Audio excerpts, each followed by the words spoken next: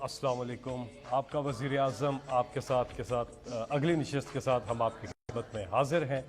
आपकी स्क्रीन पे नंबर आ रहा है 019224900।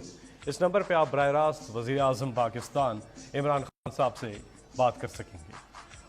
सबसे पहले अल्लाह ताला ने कुरान पाक में इरशाद फरमाया कि अल्लाह ताला और उसके फरिश्ते नबी अकरम सल्लल्लाहु अलैहि वसल्लम पर दरूद और सलाम भेजते हैं, इसलिए ए ईमान वालों तुम भी आप सल्लल्लाहु अलैहि वसल्लम पर दरूद भेजा करो। एक बार सब दरूद शरीफ पढ़ लीजिए सल्लल्लाहु अलैहि वसल्लम। वज़ीर आज़म साहब आपका बहुत बहुत शुक्रिया। प्रोग्राम के आगाज़ में अगर आप कुछ कहना चाहें तो फिर हम कॉलर्स की तरफ जाएंगे। जी बिस्मिल्लाहिर्रहमानिर्रहीम, इय्याका नअबुदु व इय्याका नस्तईन। मैं सबसे पहले आज कोरोना के ऊपर बात करना चाहता हूँ। इस वक्त पाकिस्तान में चौथा कोरोना का वेव आया हुआ है और ये जो हम दुनिया में देख रहे हैं, ये जो इंडियन वेरिएंट है जिसको डेल्टा वेरिएंट कहते हैं, जो हिंदुस्तान से आया है, ये बाकी सबसे ज़्यादा ख़तरनाक है। क्यों ख़तरनाक है? क्योंकि ये ज़्यादा तेज़ी से फैलता है। और इसलिए मैं ज़रा शुरू में 2-3 आपसे बातें कर दूँ। देखिए, अल्लाह ने अभी तक हमारे पे बहुत करम किया। हमने फ़ैसले सही किए, मुश्किल फ़ैसले किए, लेकिन टाइम पे फ़ैसले किए। उसकी वजह से हमने अपने लोगों को भी बचा लिया, अपनी माइशत को भी बचा लिया और फिर लोगों को कोरोना से भी बचा लिया। और हमारी मिसाल दी जाती है दुनिया में। आपको पता है कि वर्ल्ड इकनॉमिक फोरम के मुताबिक पाकिस्तान तीसरे नंबर पे वो मुल्क है जिसने सबसे बेहतरीन तरीके से ये 2 रास्तों के बीच में अपने मुल्क को बचा के निकल गया। यानी एक तरफ कोरोना, दूसरी तरफ अपनी माइशत को बचाना। तो पाकिस्तान उन 3 मुल्कों में से, और वो जो 2 ऊपर के मुल्क हैं न्यूजीलैंड और हांगकॉन्ग गालिबन, वो छोटे छोटे मुल्क हैं। उनके लिए 40-50 लाख 60 लाख लोग होंगे। यहाँ 22 करोड़ लोगों को इस मुश्किल वक्त से निकालना, ये अपनी NCOC जो हमारी टीम बैठी थी जिसने हमें एडवाइज़ किया, मुसलसल साइंटिफिक फ़ैसले करवाए, दुनिया का डेटा देखा, और उसके बाद हमारी कौम ने भी हमारे साथ बड़ी, यानी मैं आप सबका शुक्रिया अदा करना चाहता हूँ कि बड़ी आपने हमारे साथ तावन किया। एक ख़ास चीज़ बताना चाहता हूँ कि मस्जिदें सारी दुनिया में रमज़ान में मस्जिदें बंद हुई पाकिस्तान में, और अपने उलमा का ख़ास तौर पे मैं शुक्रिया अदा करना चाहता हूँ कि आपने फिर वो जो SOPs हमने कहा था कि एहतियात करें मस्जिदों में जाते हुए, वो आपने की। लेकिन ये जो चौथा अब फेज़ है, इसमें मैं अपनी कौम के सामने ये जो बात रखना चाहता हूँ वो ये है कि देखें, SOPs का सबसे आसान है मास्क पहनना। मास्क पहनने से सारी दुनिया का भी ये तजर्बा है कि 60-70% चांस कम हो जाती है फैलने के लिए। तो पहले तो मैं सबसे आपसे दरख्वास्त करूँगा कि मास्क, जिधर लोग ज़्यादा हैं मास्क पहने। बाहर फिर भी गुजारा हो जाता है अगर फासले पे लोग और खुला आसमान हो, लेकिन घरों के अंदर जिधर भी लोग, ज़्यादा लोग एक कमरे में कम जगह पे हैं, उधर हमेशा मास्क पहने। हमारा थोड़ा सा मसला हुआ हमारी फेडरल गवर्नमेंट और सिंध गवर्नमेंट का। सिंध गवर्नमेंट की कोशिश थी कि लॉकडाउन कर दें, और मैं फॉलो कर रहा था। देखिए, मसला क्या है, लॉकडाउन बिल्कुल ठीक फ़ैसला है। अगर आप लॉकडाउन करेंगे तो उसका फैलाव कम हो जाएगा, क्योंकि अगर एक्टिविटी रुक जाएगी तो चांसेस है वो कम तेज़ी से फैलेगी। लेकिन मसला ये है कि हमने दूसरी तरफ देखना है कि लॉकडाउन से क्या हम अपने मुल्क को, अपनी माइशत को बचा लेंगे, और उसके बाद जो भूख पैदा होगी, जो फिर दिहाड़ीदार है, ख़ास तौर पे जो हमारे गरीब तबका है, वो कैसे गुजारा करेगा लॉकडाउन में? अगर मसलन वो अपने छाबड़ी है, उसकी छोटी दुकान है, टैक्सी है, ये सारे लोग जो पैसा कमाते हैं और फिर अपने बच्चों को खिलाते हैं, अपने घरों को खिलाते हैं, इनका क्या बनेगा?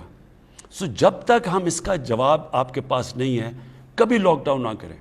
हिंदुस्तान ने अपनी तबाही कर ली, آج ہندوستان کے اندر حالات دیکھیں، غربت دیکھیں، ان کی معیشت کا حال دیکھیں، وہ کدھر تھی، پاکستان کدھر تھا. آج اللہ کا شکر ہے پاکستان کدھر ہے اور ہندوستان کی تباہی کتنی ہوئی، کیونکہ ان کی گورنمنٹ نے ایک دم لاک ڈاؤن کر دیا، سوچے سمجھے بغیر کہ بیچارے لوگوں کو کیا بنے گا، لوگ ٹریول کس طرح کریں گے، باہر سے مزدور کام کرنے آئے دیہاتوں سے. انہوں نے اس کا کچھ نہیں سوچا. انہوں نے اوپر کی کلاس کا سوچا، جو ہماری طرح کے لوگ ہیں جن کو ایک دم خوف ہو گیا جب دیکھ رہے ہیں کہ تیزی سے پھیل رہی ہے، لوگ مر رہے ہیں، ہم جانے والے لوگ. تو انہوں نے صرف ایلیٹ کا سوچا، اوپر کے لوگوں کا سوچا جو پیسے والے ہیں. انہوں نے نہیں سوچا کہ وہ نیچے جو لوگ ہیں، جو محنت کش بیچارے لوگ ہیں، ان کا کیا بنے گا. تو اس لیے سندھ گورنمنٹ کو صرف ہمارا یہ ہے کہ دیکھیں جب آپ لاک ڈاؤن کرتے ہیں تو اپنے ذہن میں ڈال لیں کہ آپ لوگوں کو بھوکا رکھیں گے، اور اگر آپ کے پاس وسائل ہی نہیں ہیں لوگوں تک کھانا پہنچانے کے لیے تو بھوکے لوگوں کو آپ لاک ڈاؤن نہیں کر سکتے. میں اگر میرے بچے بھوکے ہیں گھر میں تو مجھے آپ کیسے کہیں گے کہ نہیں جی آپ باہر نہ جائیں کیونکہ لوگوں کو کرونا پھیل جائے گی. تو اس لیے ہمارا اب تک یہی اپنی حکمت کو استعمال کرتے ہوئے، دونوں طرف مسئلے ہیں، ایک طرف معیشت ہے، ایک طرف ہماری کرونا کا پھیلنا ہے، تو یہ بڑا سوچ سمجھ کے اس میں سے نکلنا ہے.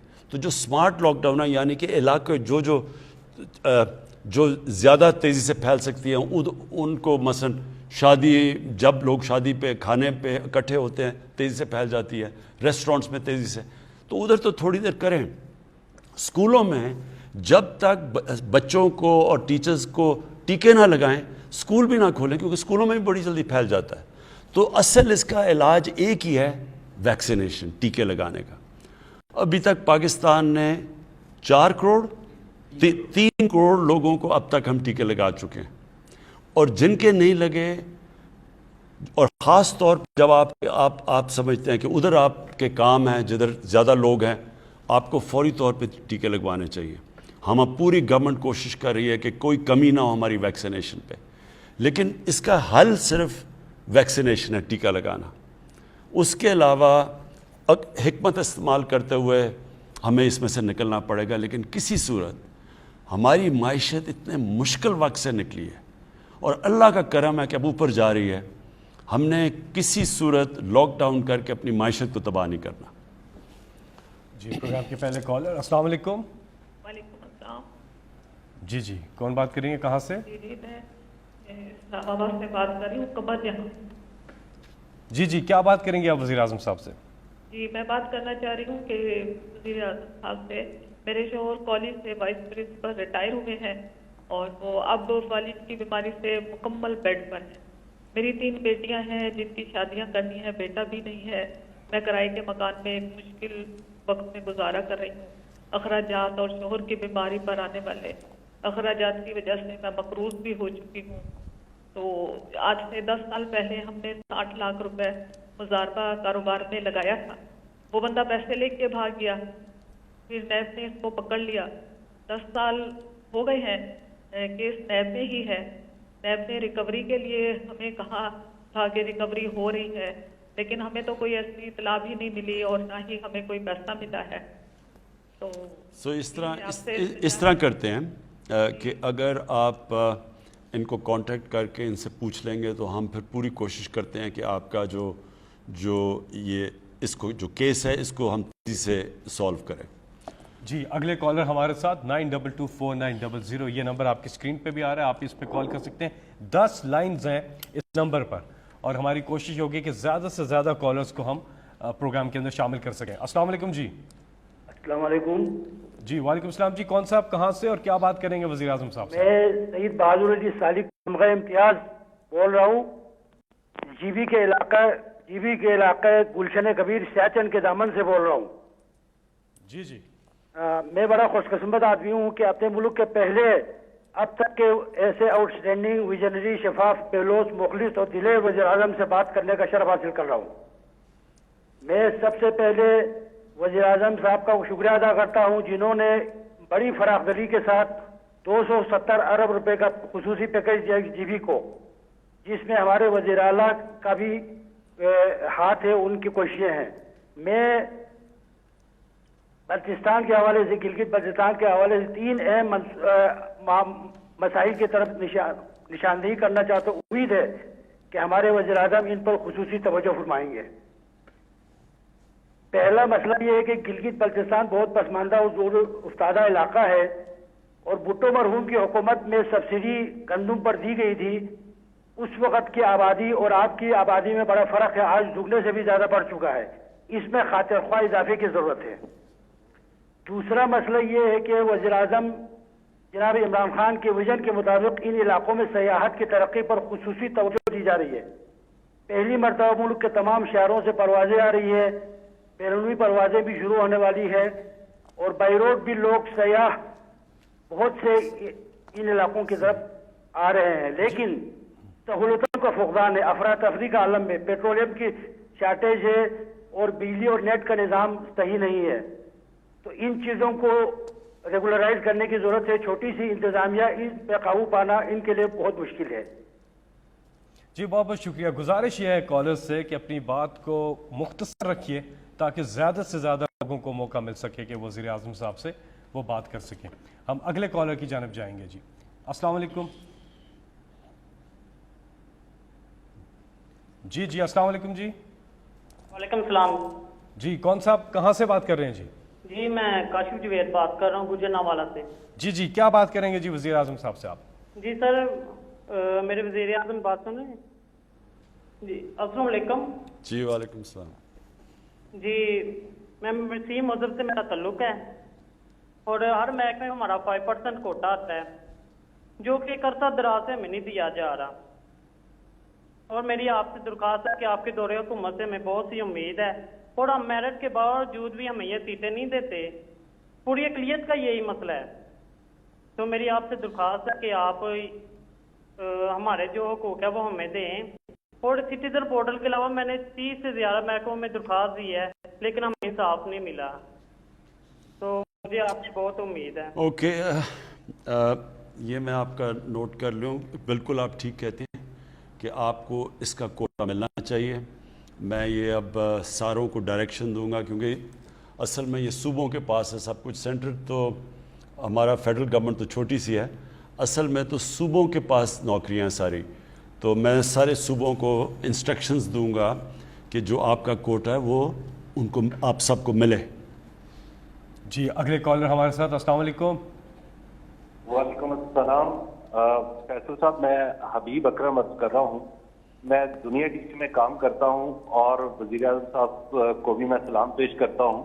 دراصل آج میں نے یہ کال اس لیے بلائی تھی کہ میں دیکھ سکوں کہ کیا واقعی لائیو کالرز ہیں، لائیو کالرز اس میں آ رہے ہیں، لائیو کالز آ رہی ہیں. کہیں فیصل جاوید صاحب کہیں آپ تو ادھر ادھر سے کالز نہیں کروا رہے، یا وزیر اعظم سے براہ راست ہی لوگ بات کر رہے ہیں. تو لہٰذا میں نے بھی سوچا کہ میں آج اپنی خبر لاؤں گا کہ اگر میری کال نہ ملی تو پھر میں پروگرام میں بیٹھ کے کہوں گا کہ جناب دیکھیے کالز تو ملتی نہیں ہیں، لیکن میری کال مل گئی اور میری خبر رہ گئی. مجھے اندازہ ہے وزیر اعظم صاحب یہ صحافیوں کا وقت نہیں ہے، جب بھی آپ سے ملاقات ہوتی ہے آپ سے سوالات بھی ہم کر لیتے ہیں، لیکن ایک شہری کے طور پہ میں لاہور کے ایک چھوٹے سے مسئلے کے بارے میں آپ کی توجہ چاہوں گا کہ شوکت خانم ہاسپٹل کو جو سڑک جاتی ہے اس کا ایک حصہ تو بالکل ایسا ہے کہ جہاں پہ جس پہ کوئی اشارہ نہیں ہے، لیکن ایک حصہ ہے جو تقریباً 3 کلومیٹر کا، اس کے اوپر 4 جگہ باٹل نیکس بنتے ہیں، اور وہاں پہ کسی پل کی ضرورت نہیں، کسی انڈر پاس کی ضرورت نہیں ہے. بڑے آرام سے یو ٹرنز کو بہتر مینج کر کے وہ حل کیا جا سکتا ہے وہ معاملہ. تو میرا خیال ہے کہ وزیر اعظم صاحب اگر آپ اس طرف توجہ کر دیں یا پنجاب حکومت کو انسٹرکشن دے دیں تو وہ ہو جائے گا. لیکن بہرحال وزیر اعظم صاحب مجھے یقین آ گیا کہ آپ براہ راست لوگوں سے بات کر رہے ہیں. جی حبیب میں آپ کو ایک چیز واضح کر دوں. دیکھیں کونسل سربراہ ملک کے آزاد میڈیا سے ڈرتے ہیں. وہ کون سے ایسے سربراہ ہوتے ہیں؟ یا انہوں نے قانون توڑنا ہوتا ہے، یا انہوں نے ملک کی جو رول آف لا ہوتا ہے، یعنی جو بجائے قانون کی بالادستی طاقت کی بالادستی کرنی ہوتی ہے، تو وہ ہمیشہ گھبراتے ہیں کیونکہ وہ ناجائز کام کر رہے ہوتے ہیں. اور یا پھر جو کرپٹ ہوتے ہیں.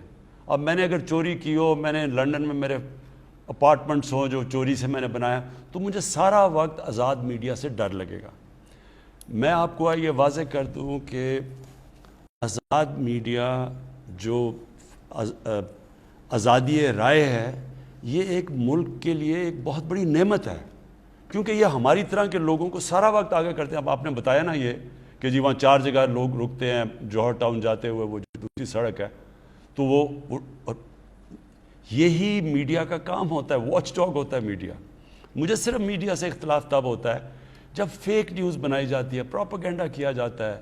گورنمنٹ کو مثلا یہ جو EU کی جو ڈس انفارمیشن لیب میں چیزیں سامنے آئی ہیں کہ ہندوستان نے فیک اکاؤنٹس بنائے ہوئے ہیں اور ان کو فیڈ کر رہے ہیں پاکستان سے صحافی، جو پاکستان فوج اور پاکستان کے پرائم منسٹر کے خلاف پروپیگنڈا کر رہے ہیں. میرا صرف ادھر مسئلہ ہوتا ہے. آپ جو صحیح صحافت ہے، میں پھر سے کہتا ہوں، جو تنقید ہوتی ہے وہ ملک کے لیے بہت بڑی نعمت ہے. جی آپ کی کالز کا سلسلہ جاری ہے. 05192249000 یہ نمبر ہے. ہم یہ سمجھتے ہیں کہ بہت مشکل سے کال ملتی ہے، کیونکہ پورے پاکستان سے طول و عرض سے لوگ کوشش کر رہے ہوتے ہیں، اوورسیز سے بھی لوگ کوشش کر رہے ہوتے ہیں. ہم نے لائنز بڑھا دی ہیں. یہ ایک نمبر جو ہے اس پہ 10 لائنز اب ہو گئی ہیں، لیکن بہرحال آپ کوشش جاری رکھیں، انشاءاللہ کامیابی ملے گی. اگلے کالر. جی السلام علیکم. السلام علیکم. جی کون صاحب کہاں سے بات کر رہے ہیں؟ میں محمد جہانگیر بول رہا ہوں دبئی سے. جی جی کیا بات کریں گے وزیر اعظم صاحب سے آپ؟ السلام علیکم سر. جی وعلیکم السلام. میں محمد جہانگیر اور غلام دین دبئی سے بول رہا ہوں سر. میں فارورڈ کوٹے کا رہنے والا ہوں. جی جی ہلو. جی آ رہی ہے آواز. میں فارورڈ کوٹے کا رہنے والا ہوں سر. ٹھیک ہے جی. میرے ساتھ تھوڑا مطلب آ رہا ہے کہ میں ریٹائر فوجی ہوں. جی جی ہلو. جی جی آپ میں ریٹائر آرمی ریٹائر ہوں. میں ادھر دبئی میں آ کے تھوڑا جاب لیا اور میری پینشن بند ہو گئی ہے. پہلے 30 مہینے بند کی رہی ہے اور میں چھٹی کیا جانے کے بعد وہ فال کی انہوں نے میرے کافی سارے پیسے لگے اس کے اوپر. تو میری آپ سے گزارش ہے کہ وہ ہم سے NOC مانگ رہے ہیں. تو NOC ہمارے پاس تو نہیں، ہم سفارتخانے سے کاغذات کے بھیجتے ہیں لیکن وہ ریجیکٹ کر دیتے ہیں. اچھا آپ جب آپ کو کوئی کال کرے گا آپ اپنی پوری تفصیل دیں اور انشاءاللہ ہم آپ کی پینشن بحال کریں گے. جی ہمارے ساتھ اگلے کالر. جی السلام علیکم. جی السلام علیکم. جی السلام علیکم سر. وعلیکم السلام. جی کون سا بات کر رہے ہیں؟ ودار حمید اللہ بول رہا ہوں کوارٹ سے. جی جی کیا سوال ہے جی آپ کا؟ سر میرا یہ ہے کہ میں فوجی ہوں. میں نے 34 سال آرمی میں نوکری کی ہے. تو 71 وار میں بھی حصہ لیا ہے. جب میں 34 سال کے بعد آیا تو میرا بڑا بھائی ہے، اس نے ہمارے سارے بھائی زمینوں پہ قبضہ کیا ہے اور ابھی تک جو ہے نا اس نے اپنے پاس زمینیں رکھی ہیں، مجھے اپنا حصہ نہیں دے رہے. تو اس کے اوپر کوئی عدالت میں گئے ہیں؟ کوئی آپ کے پاس کوئی قانونی کارروائی کی ہے؟ سر 97 سے میں عدالت میں کر رہا ہوں. 97 سے عدالت؟ ہاں 97 سے کہہ رہے ہیں عدالت میں گیا ہوں. تو اس کی آپ کی ہم اس طرح کریں گے کہ آپ کی تفصیل لے لیں گے اور یہاں سے کوشش کریں گے کہ آپ کا کیس آگے بڑھے. جی کنٹرول روم میں آپ کا نمبر ہے تو آپ سے وزیر اعظم آفس کی جو ٹیم ہے وہ رابطہ کرے گی. جی آپ ہم سے رابطہ کر رہے ہیں 05192249000 اس نمبر پہ. ساتھ ہی میں سوشل میڈیا پر بھی آپ اپنے سوالات پوسٹ کر رہے ہیں اور انشاءاللہ اپنی جو اگلی ہماری یہ آپ کا وزیر اعظم پروگرام ہوگا اس میں پھر ہم بتائیں گے آپ کو کہ کیا مسئلے آئیں. جو آپ چیزیں بتا رہے ہیں یہ ہم اگلے پروگرام پہ آپ کو بتائیں گے کتنے حل ہوئے اور اگر حل نہیں ہوئے تو اس کا مسئلہ کیا ہے. جی اس کے ساتھ ایک اور نمبر بھی آپ نوٹ فرما لیجئے، وہ ہے سٹیزن پورٹل کا. سٹیزن پورٹل پہ ایک تو ایپ ہے وہ آپ اپنے موبائل فون پر ڈاؤن لوڈ کر سکتے ہیں. دوسرا ایک ٹیلی فون نمبر بھی ہے جس پہ آپ رابطہ کر کے اپنی شکایت وہاں پر بھی درج کروا سکتے ہیں اور وہ نمبر ہے 05190000111 90000111 یہ نمبر ہے. جی اگلے کالر. السلام علیکم. جی وعلیکم السلام سر. جی جی کون صاحب کہاں سے بات کر رہے ہیں؟ وزیر اعظم صاحب سے بات کیجیے گا. جی سر محمد بخش راجن پور سے بات کر رہا ہوں. خان صاحب خیریت سے ہیں؟ ٹھیک ہیں سر؟ جی مہربانی، شکریہ. خان صاحب میری عرض ہے کہ میں وفاق کی زمین کاشت کرتا ہوں، ایک عام کاشتکار اور ان پڑھ انسان ہوں. میں نے ٹھیکے پہ لی ہوئی ہے، ہر سال میں اس کے پیسے بھی ادا کرتا ہوں سارا کچھ. حکومت کی 1920 میں ایک پالیسی بنائی گئی تھی، ہماری فصلوں کا نقصان ہوا تھا، اس میں امداد دی گئی تھی، مجھے شامل نہیں کیا گیا، جبکہ میں کما کے خود حکومت کو دیتا ہوں. اور دوسری بات یہ ہے خان صاحب کہ پنجاب گورنمنٹ جو سبسڈی دے رہی ہے وہ اثر رسوخ والے لوگوں کو مل رہی ہے ملی بھگت کے ساتھ. میں نے سیکٹری لاہور تک اپنے زور لگائے ہیں، درخواستیں دی ہیں، فون بھی کیا ہے، کسی نے نہیں سنی. ہم کاشتکار ہیں، ہم 1 من بیچنے جاتے ہیں تو ہم سے 1 کلو اضافی لیا جاتا ہے. آن لائن پیمنٹ کی حکومت کوئی ٹیکس نہیں لیتی. کاشتکاروں کو جب کہ 600 روپے 1 لاکھ کے پیچھے ان کی آن لائن پیمنٹ آتی ہے، ٹیکس بھی لے لیتے ہیں.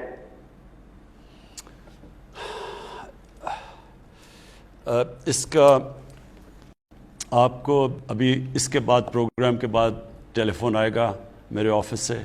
یہ آپ نے پوری تفصیل بتانی ہے اور وہ ہم ساری پنجاب گورنمنٹ سے بھی بات کریں گے اور یہ بھی پتہ چلوائیں گے کہ جو آپ کی جو زمین آپ کاشت کر رہے ہیں فیڈرل گورنمنٹ کی، اس کے اوپر بھی ہم پورا دیکھیں گے کہ ہم اس میں بھی آپ کی کیسے مدد کر سکتے ہیں. جی وزیر اعظم صاحب، ایک سوال سوشل میڈیا پر آیا ہے کہ احساس پروگرام کا دائرہ کار جو ہے اس کو کب تک وسیع کیا جائے گا؟ دیکھیں احساس پروگرام کے تو کافی اس وقت قرضے بھی دیے جا رہے ہیں. دیہات کے اندر خواتین کو مویشی اور چیزیں دی جا رہی ہیں تاکہ وہ اپنی آمدنی بڑھا سکیں. لیکن جو ایک سب سے بڑا ہمارا پروگرام ہے وہ ہمارے جو ڈیٹا سارے پاکستان کا اب ہمیں مل گیا. یہ بہت بڑی بات ہے کہ سارے پاکستان کا اب ہمیں پتہ چل گیا ہے کہ کتنے گھرانے ہیں اس ملک میں جن کی کتنی آمدنی ہے، پھر اس سے اوپر کتنے گھرانے ہیں، پھر اس سے اوپر. اب ہمارے پاس ڈیٹا ایسا آ گیا ہے کہ ہمیں اب ڈائریکٹ لوگوں کو یعنی ہمیں پتہ چل جائے گا مثلا اگر آٹے کی قیمت اوپر جاتی ہے تو کون سے گھرانے ہوں گے جو زیادہ متاثر ہوں گے، جن کی آمدنی کا زیادہ تر حصہ چلا جاتا ہے کھانا پینا کی چیزوں کے اوپر. تو ان کو پھر ہم نے ڈائریکٹ سبسڈائز کریں گے اور یہ دسمبر سے شروع ہو جائے گا.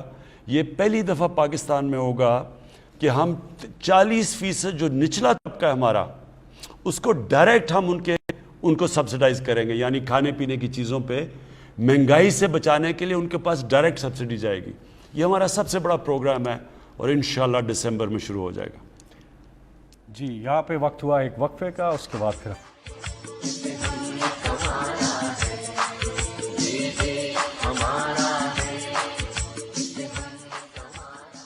وزیر اعظم آپ کے ساتھ بریک کے بعد ایک بار پھر آپ کو خوش آمدید کہتے ہیں. وزیر اعظم صاحب، سوشل میڈیا پہ ایک سوال آیا ہے کہ طلحہ طالب نے اولمپکس میں بغیر حکومت کے سپورٹ کے ویٹ لفٹنگ میں ملک کا نام روشن کیا اور صرف چند کلو گرام سے تگمے سے وہ محروم رہے. وزیر اعظم صاحب، 22 کروڑ کے ملک میں سپورٹس کا اتنا برا حال ہے. آپ ہمیشہ سے بات کرتے رہے ہیں ٹیلنٹ کی، لیکن یہاں پر سپورٹس کا زوال کیوں؟ دیکھیں میں اس میں ضرور کہوں گا کہ مجھے جو ٹائم دینا چاہیے تھا سپورٹس کو وہ میں نہیں دے سکا، کیونکہ سپورٹس تو میں جانتا ہوں باقی چیزوں سے تو زیادہ میری اگر ٹرپل PhD ہے وہ سپورٹس کے اندر ہے. لیکن اتنے زیادہ اور ہمارے مسئلے مسائل شروع سے پہلے دن سے پڑ گئے کہ اور خاص طور پہ معیشت کا جو حالات ہے اور جو پھر اس کی وجہ سے جو لوگوں کو تکلیف تھی، مہنگائی تھی، تو اس ساری چیزوں کے اوپر اتنی زیادہ توجہ چلی گئی کہ جو سپورٹس کے اوپر مجھے ٹائم دینا چاہیے تھا وہ میں نہیں دے سکا. دیکھیں میں نے پاکستان کی سپورٹس کو دیکھا، ہم جب چھوٹے تھے جیسے ہاکی میں پاکستان کدھر تھا، پھر کرکٹ میں تو ہمارے دور میں دیکھتے دیکھتے پاکستان نیچے سے آ کے ورلڈ کپ جیت گیا اور دنیا کی ٹاپ ٹیم بن گئی. اور اسکواش کے اندر ہمارے پاس 2 جائنٹس تھے، جان شیر اور جہانگیر خان، جنہوں نے 10 سال دنیا کی اسکواش کو ڈومینیٹ کیا. تو ہم نے وہ دور دیکھا ہوا ہے اور پھر ڈکلائن دیکھی اس کی. اور بدقسمتی سے جو ہم نیچے آئے ہیں نا پاکستان میں، یہ جو 2 خاندانوں نے اس ملک کو تباہی کی ہے. ایک تو پیسہ لوٹنا ہے نا، ایک ادارے تباہ کیے. پیسے لوٹنے کے لیے آپ کو اداروں کو کمزور کرنا پڑتا ہے. مثلا اگر آپ کے ادارے ٹھیک ہوں، میں پیسہ کیسے بناؤں گا؟ میں FBR کو اپنا آدمی بٹھاؤں گا. میں اگر نیشنلائز بینکس کو لوٹنا ہے تو ادھر اپنے پریزیڈنٹس بٹھاؤں گا, ان کے ذریعے لونز لوں گا, معاف کرواؤں گا. تو سارے آہستہ آہستہ جو ادارے نیب, اب نیب کب سے فنکشن کر رہی ہے؟ پہلی دفعہ ہے کہ بڑے بڑے ناموں کو نیب نے پکڑا. پہلے تو چھوٹے چھوٹے لوگوں کو پکڑتی تھی, تو نیب کے ہوتے ہوئے کرپشن بڑھتی جا رہی تھی. اب شور جو مچا ہوا ہے وہی قانون ہے, وہی نیب ہے, وہی 20 سال سے قانون ہے. وہ تب تو 10 سالوں میں جب یہ تھے تو اس کو نہیں بدلا, کیونکہ انہوں نے اپنے آدمی بٹھا کے تو نیب کو بالکل اپنے فائدے کے لیے کیا ہوا تھا. بے شرمی سے اور بے دردی سے ملک کو لوٹا, کیونکہ پتہ تھا نیب میں اپنا آدمی بٹھایا ہوا ہے. اب اسی نیب کے ہوتے ہوئے ان کی چیخیں نکل گئی ہیں سب کی. اسی طرح جس طرح نیب کا ادارہ تباہ کیا, اسی طرح سارے ادارے تباہ ہوئے. سپورٹس کے اداروں کے اوپر اپنے لوگ بٹھا دیے, سفارشی بٹھا دیے. وہ سپورٹس دیکھتے دیکھتے ہماری آنکھوں کے سامنے کدھر سے کدھر پہنچ گئی. دیکھیں سپورٹس ایک ایسی چیز ہے, یہ سمجھنے کی بات ہے کہ ہمارا دنیا سے مقابلہ ہو رہا تھا, ہم دنیا سے مقابلہ کر رہے ہوتے. اب دنیا کے اندر جدھر ان کے ادارے اچھے ہوتے ہیں وہ مسلسل اپنی سپورٹس کو اور کمپیٹیٹو کرتے جا رہے ہوتے ہیں, وہ نئی ٹیکنیک سوچ رہے ہوتے ہیں, وہ اپنے میرٹ کو اوپر لانے کے بہتر طریقے سوچ رہے ہوتے ہیں, وہ اپنی جو لیٹسٹ ٹریننگ ٹیکنیکس ہیں وہ لے کے آ رہے ہوتے ہیں, کیونکہ وہاں پروفیشنلز بیٹھے ہوتے ہیں اداروں کے اوپر. ہمارا مسئلہ کیا ہے کہ ہم وہ جہانگیر خان اور جانشیر خان 10-10 سال اسکواش کے ورلڈ چیمپئن بن گئے. کسی نے یہی نہیں سوچا کہ اسکواش کو ایک ادارہ بنایا جائے پاکستان میں, جدھر سارے ملک سے کمپٹیشن کریں اور ٹیلنٹ ان دو کے سر کے اوپر ہم نے سمجھا کہ جناب ہماری اسکواش بہت اچھی ہے. جیسے ہی وہ دو گئے پاکستان نیچے جانا شروع ہو گیا. ہاکی کا بھی وہی تھا, ہمارے پاس گریٹ پلیئرز تھے تب تک, یہ گراس کے اوپر ہاکی ہوتی تھی, ہماری ٹیلنٹ بہترین تھا, ہم سب سے بہتر ٹیلنٹڈ تھے. لیکن جیسے جیسے وہ ایسٹرو ٹرف کے اوپر آئے اور گیم چینج ہوئی, ہم ساتھ چینج نہیں ہوئے اور ہمارے پاس وہ پروفیشنلزم نہیں تھی. آج یہ بھی دن دیکھنا ہے کہ پاکستان کی ہاکی کوالیفائی نہ کرے اولمپکس کے لیے. اس کا طریقہ یہ ہے کہ ہم نے سپورٹس کو ایک ادارہ بنانا ہے, اس پہ پروفیشنز لے کے آنے ہیں, اور وہ اب میں شروع کر رہا ہوں. اس کے بعد یہ اس آخری 2 سالوں میں اب پورا زور لگانے لگا ہوں سپورٹس کے اوپر بھی. سارے یہ جو ہاکی فیڈریشن ہے اس کے اوپر پورا ان کے حالات دیکھنے لگا ہوں. کرکٹ کا میں دیکھ ہی رہا ہوں, لیکن اتنا میں نے اب اس پہ بھی زور نہیں دیا, کرکٹ کے اوپر بھی زور لگانے لگا ہوں. لیکن آخر میں بات یہ, ایک نیوزی لینڈ ہے, میں آپ کو اب مثال دے رہا ہوں, 40 یا 50 لاکھ آبادی ہے. انہوں نے کرکٹ کا جو ٹیسٹ کرکٹ کا ورلڈ کپ ہے, ایک ورلڈ کپ ہے ون ڈے کرکٹ کا, ایک ٹیسٹ کرکٹ کا, 40 یا 50 لاکھ کی آبادی نے ہندوستان جس کی 1 ارب 300 کروڑ آبادی ہے, ان کو انہوں نے ورلڈ ٹیسٹ کرکٹ کی چیمپئن شپ ہرا دی, اور انہوں نے ورلڈ کپ کے بھی فائنل میں پہنچ گئے. تو کیا وجہ ہے؟ کیونکہ ان کا سسٹم بہت بہتر ہے. نیوزی لینڈ کے اندر زیادہ کرکٹ گراؤنڈز ہیں سارے پاکستان سے, تو ہماری اگر 22 کروڑ آبادی بھی ہے, وہ آبادی نے کہیں کھیلنا تو ہے. تو اب پہلے تو میں کرکٹ گراؤنڈ سب کو کہا ہوا ہے کہ یونین کاؤنسل تک اب گراؤنڈز بنائیں. پہلے ہم نے تحصیل لیول پہ کہا تھا, اب نیچے تک گراؤنڈز, تاکہ ہمارے بچوں کو گراؤنڈیں تو ملے کھیلنے کے لیے, تب ہم مقابلہ کریں. اگر ٹیلنٹ کا کیا فائدہ اگر ٹیلنٹ کے لیے گراؤنڈ ہی نہیں ہے. پہلے اب ہم آہستہ آہستہ سارا سسٹم ٹھیک کریں گے. دیکھیں سسٹم تباہ کرنے میں زیادہ دیر نہیں لگتی, اس کو ٹھیک کرنے میں ٹائم لگتا ہے. لیکن میں یہ آپ کو بتا دوں کہ اب میں پورا اپنی سپورٹس کے اوپر توجہ دوں گا.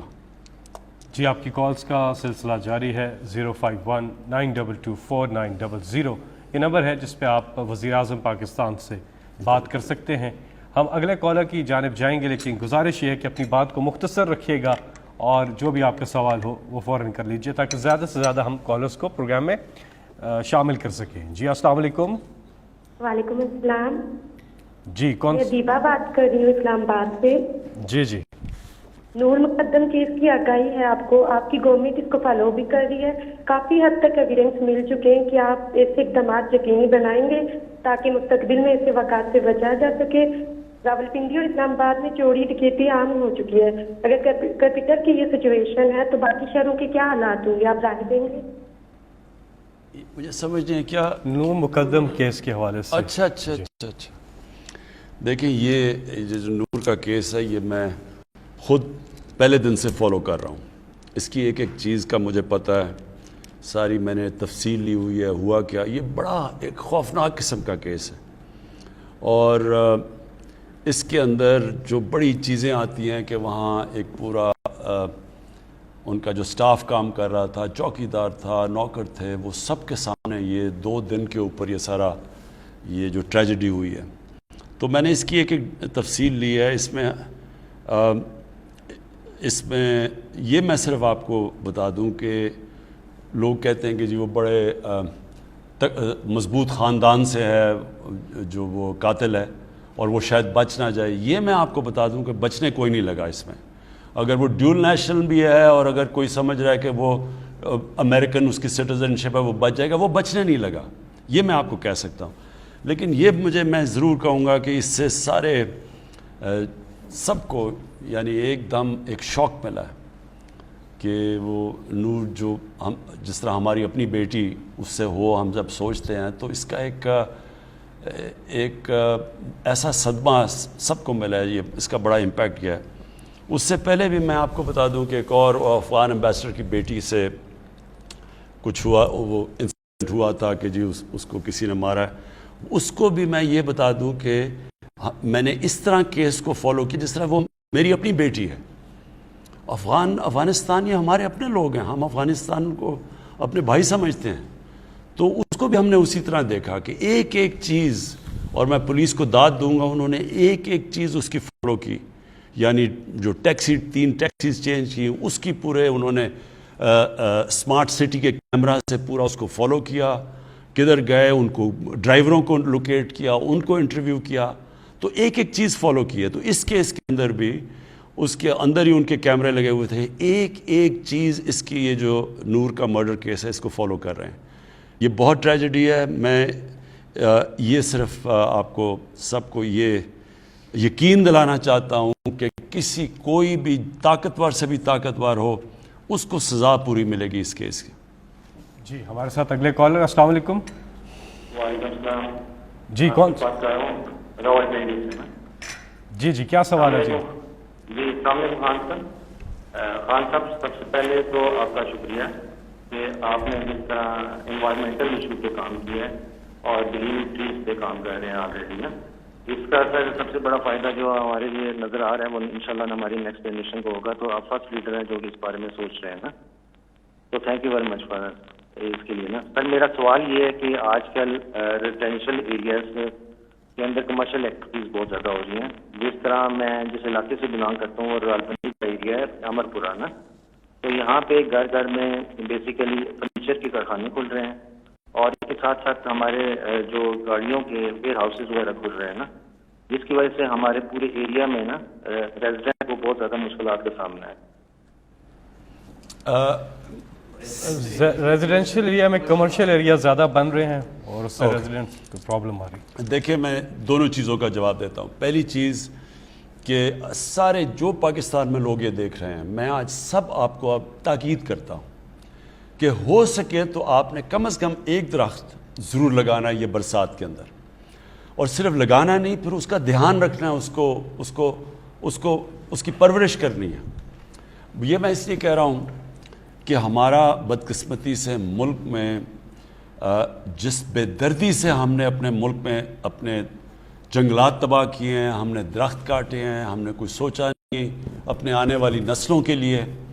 یہ شاید ہی کوئی ملک اپنے اوپر جس کو اللہ نے اتنی نعمتیں دی ہوں, جس ملک کو اللہ نے یعنی جو اس ملک کو نعمتیں دی ہیں, شاید میرے خیال میں کسی ملک کو ہوں کہ ہمارے پاس 12 موسم ہیں, 12 کلائمیٹک زونز ہیں.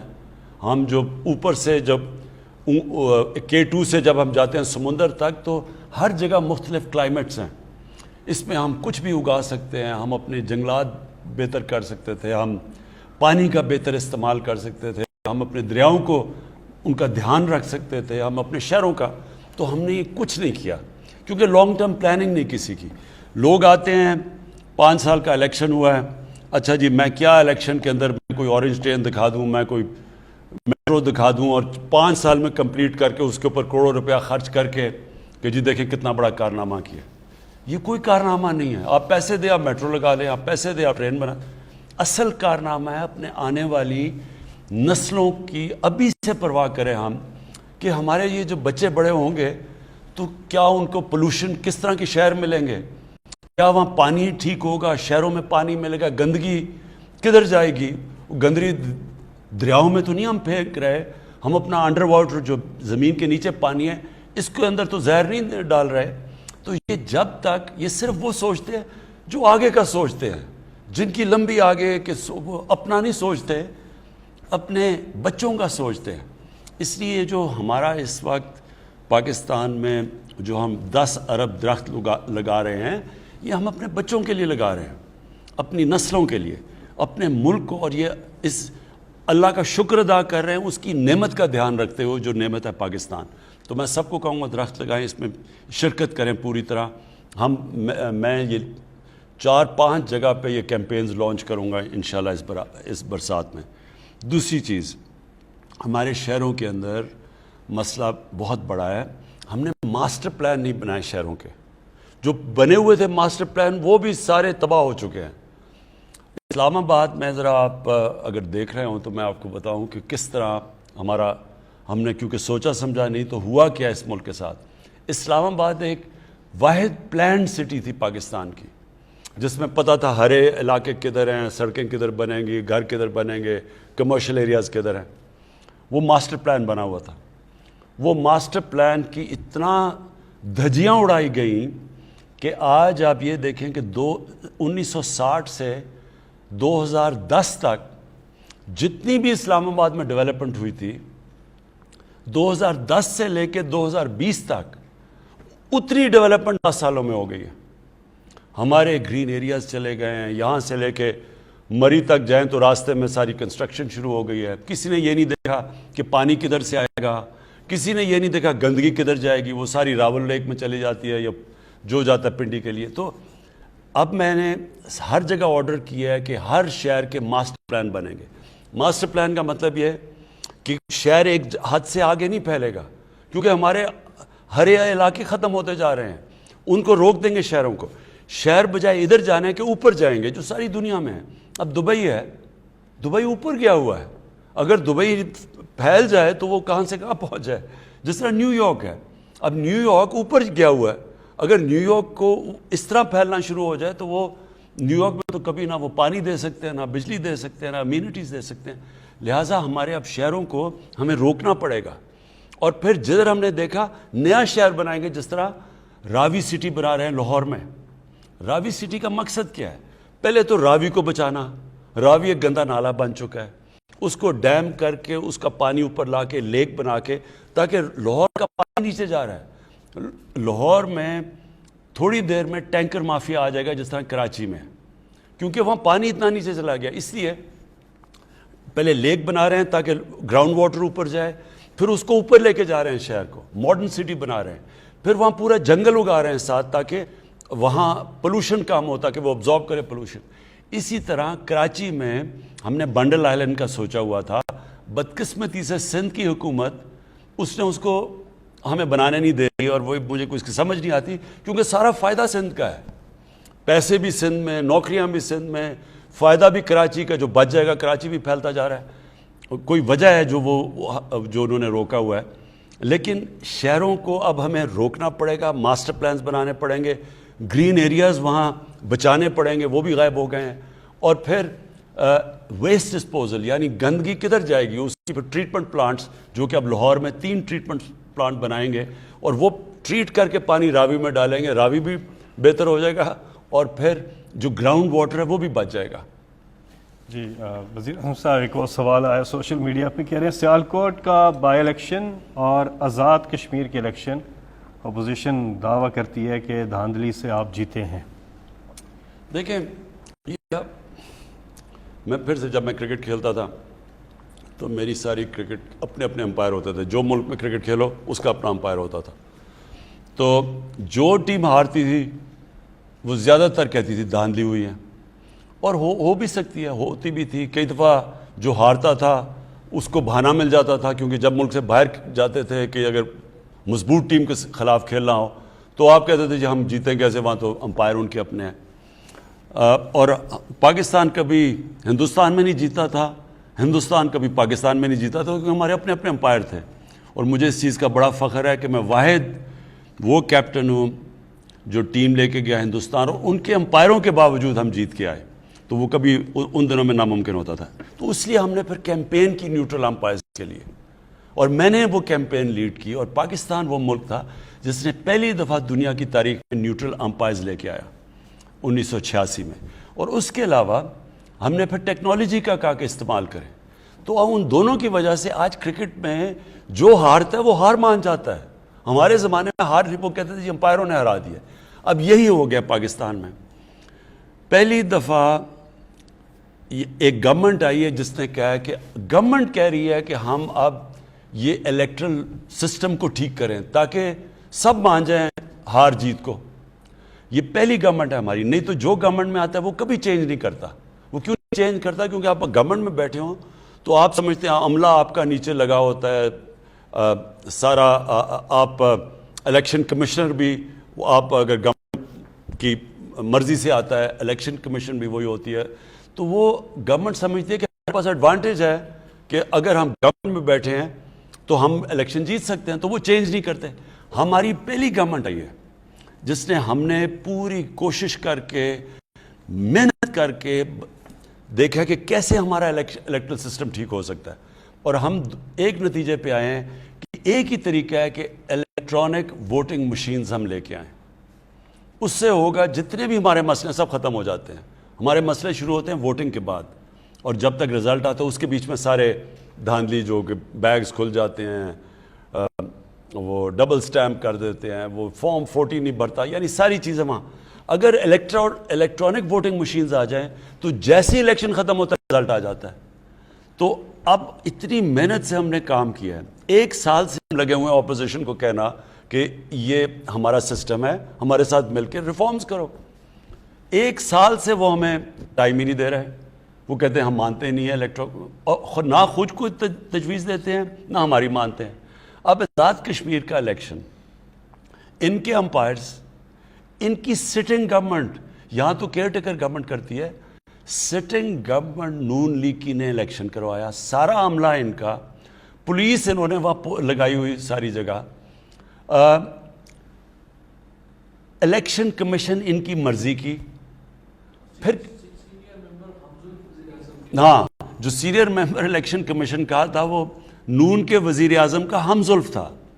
تو پھر دھاندلی کیسے ہو گئی؟ دھاندلی تو جب تک الیکشن کمیشن آپ کے ساتھ نہیں ملتی دھاندلی نہیں ہو سکتی. تو اور وہ پھر سیالکوٹ کا الیکشن ہو گیا, اب وہ بھی ہار گئے ہیں اور وہ ان کا گڑھ تھا. ہاں, یہ فواد چودھری ریمائنڈ کر رہے ہیں کہ دھاندلی کے الزامات آزاد کشمیر میں کدھر سے لگائے گئے؟ وزیر اعظم نے بیٹھ کے وزیر اعظم ہاؤس سے لگائے ہیں. تو یہ ایسی بھی دھاندلی کبھی نہیں دیکھی تھی کہ وزیر اعظم بھی آپ کا, عملہ بھی آپ کا. تو وہ اس کا حل ایک ہے, الیکٹرانک ووٹنگ مشینز, اور اس کے اوپر ہم نے پورا زور لگا دیا ہے. ہم نے اس کے اوپر اپنی ہماری جو سائنس اور ٹیکنالوجی کی منسٹری انہوں نے ڈیولپ بھی کر دی ہے. ہم سارے میڈیا کو دکھا رہے ہیں. ہم بلکہ چاہتے ہیں کہ سارے جو میڈیا کے الیکشنز ہیں, جو بارز کی الیکشنز ہیں, سارے وہ الیکٹرانک ووٹنگ مشین سے کروائیں.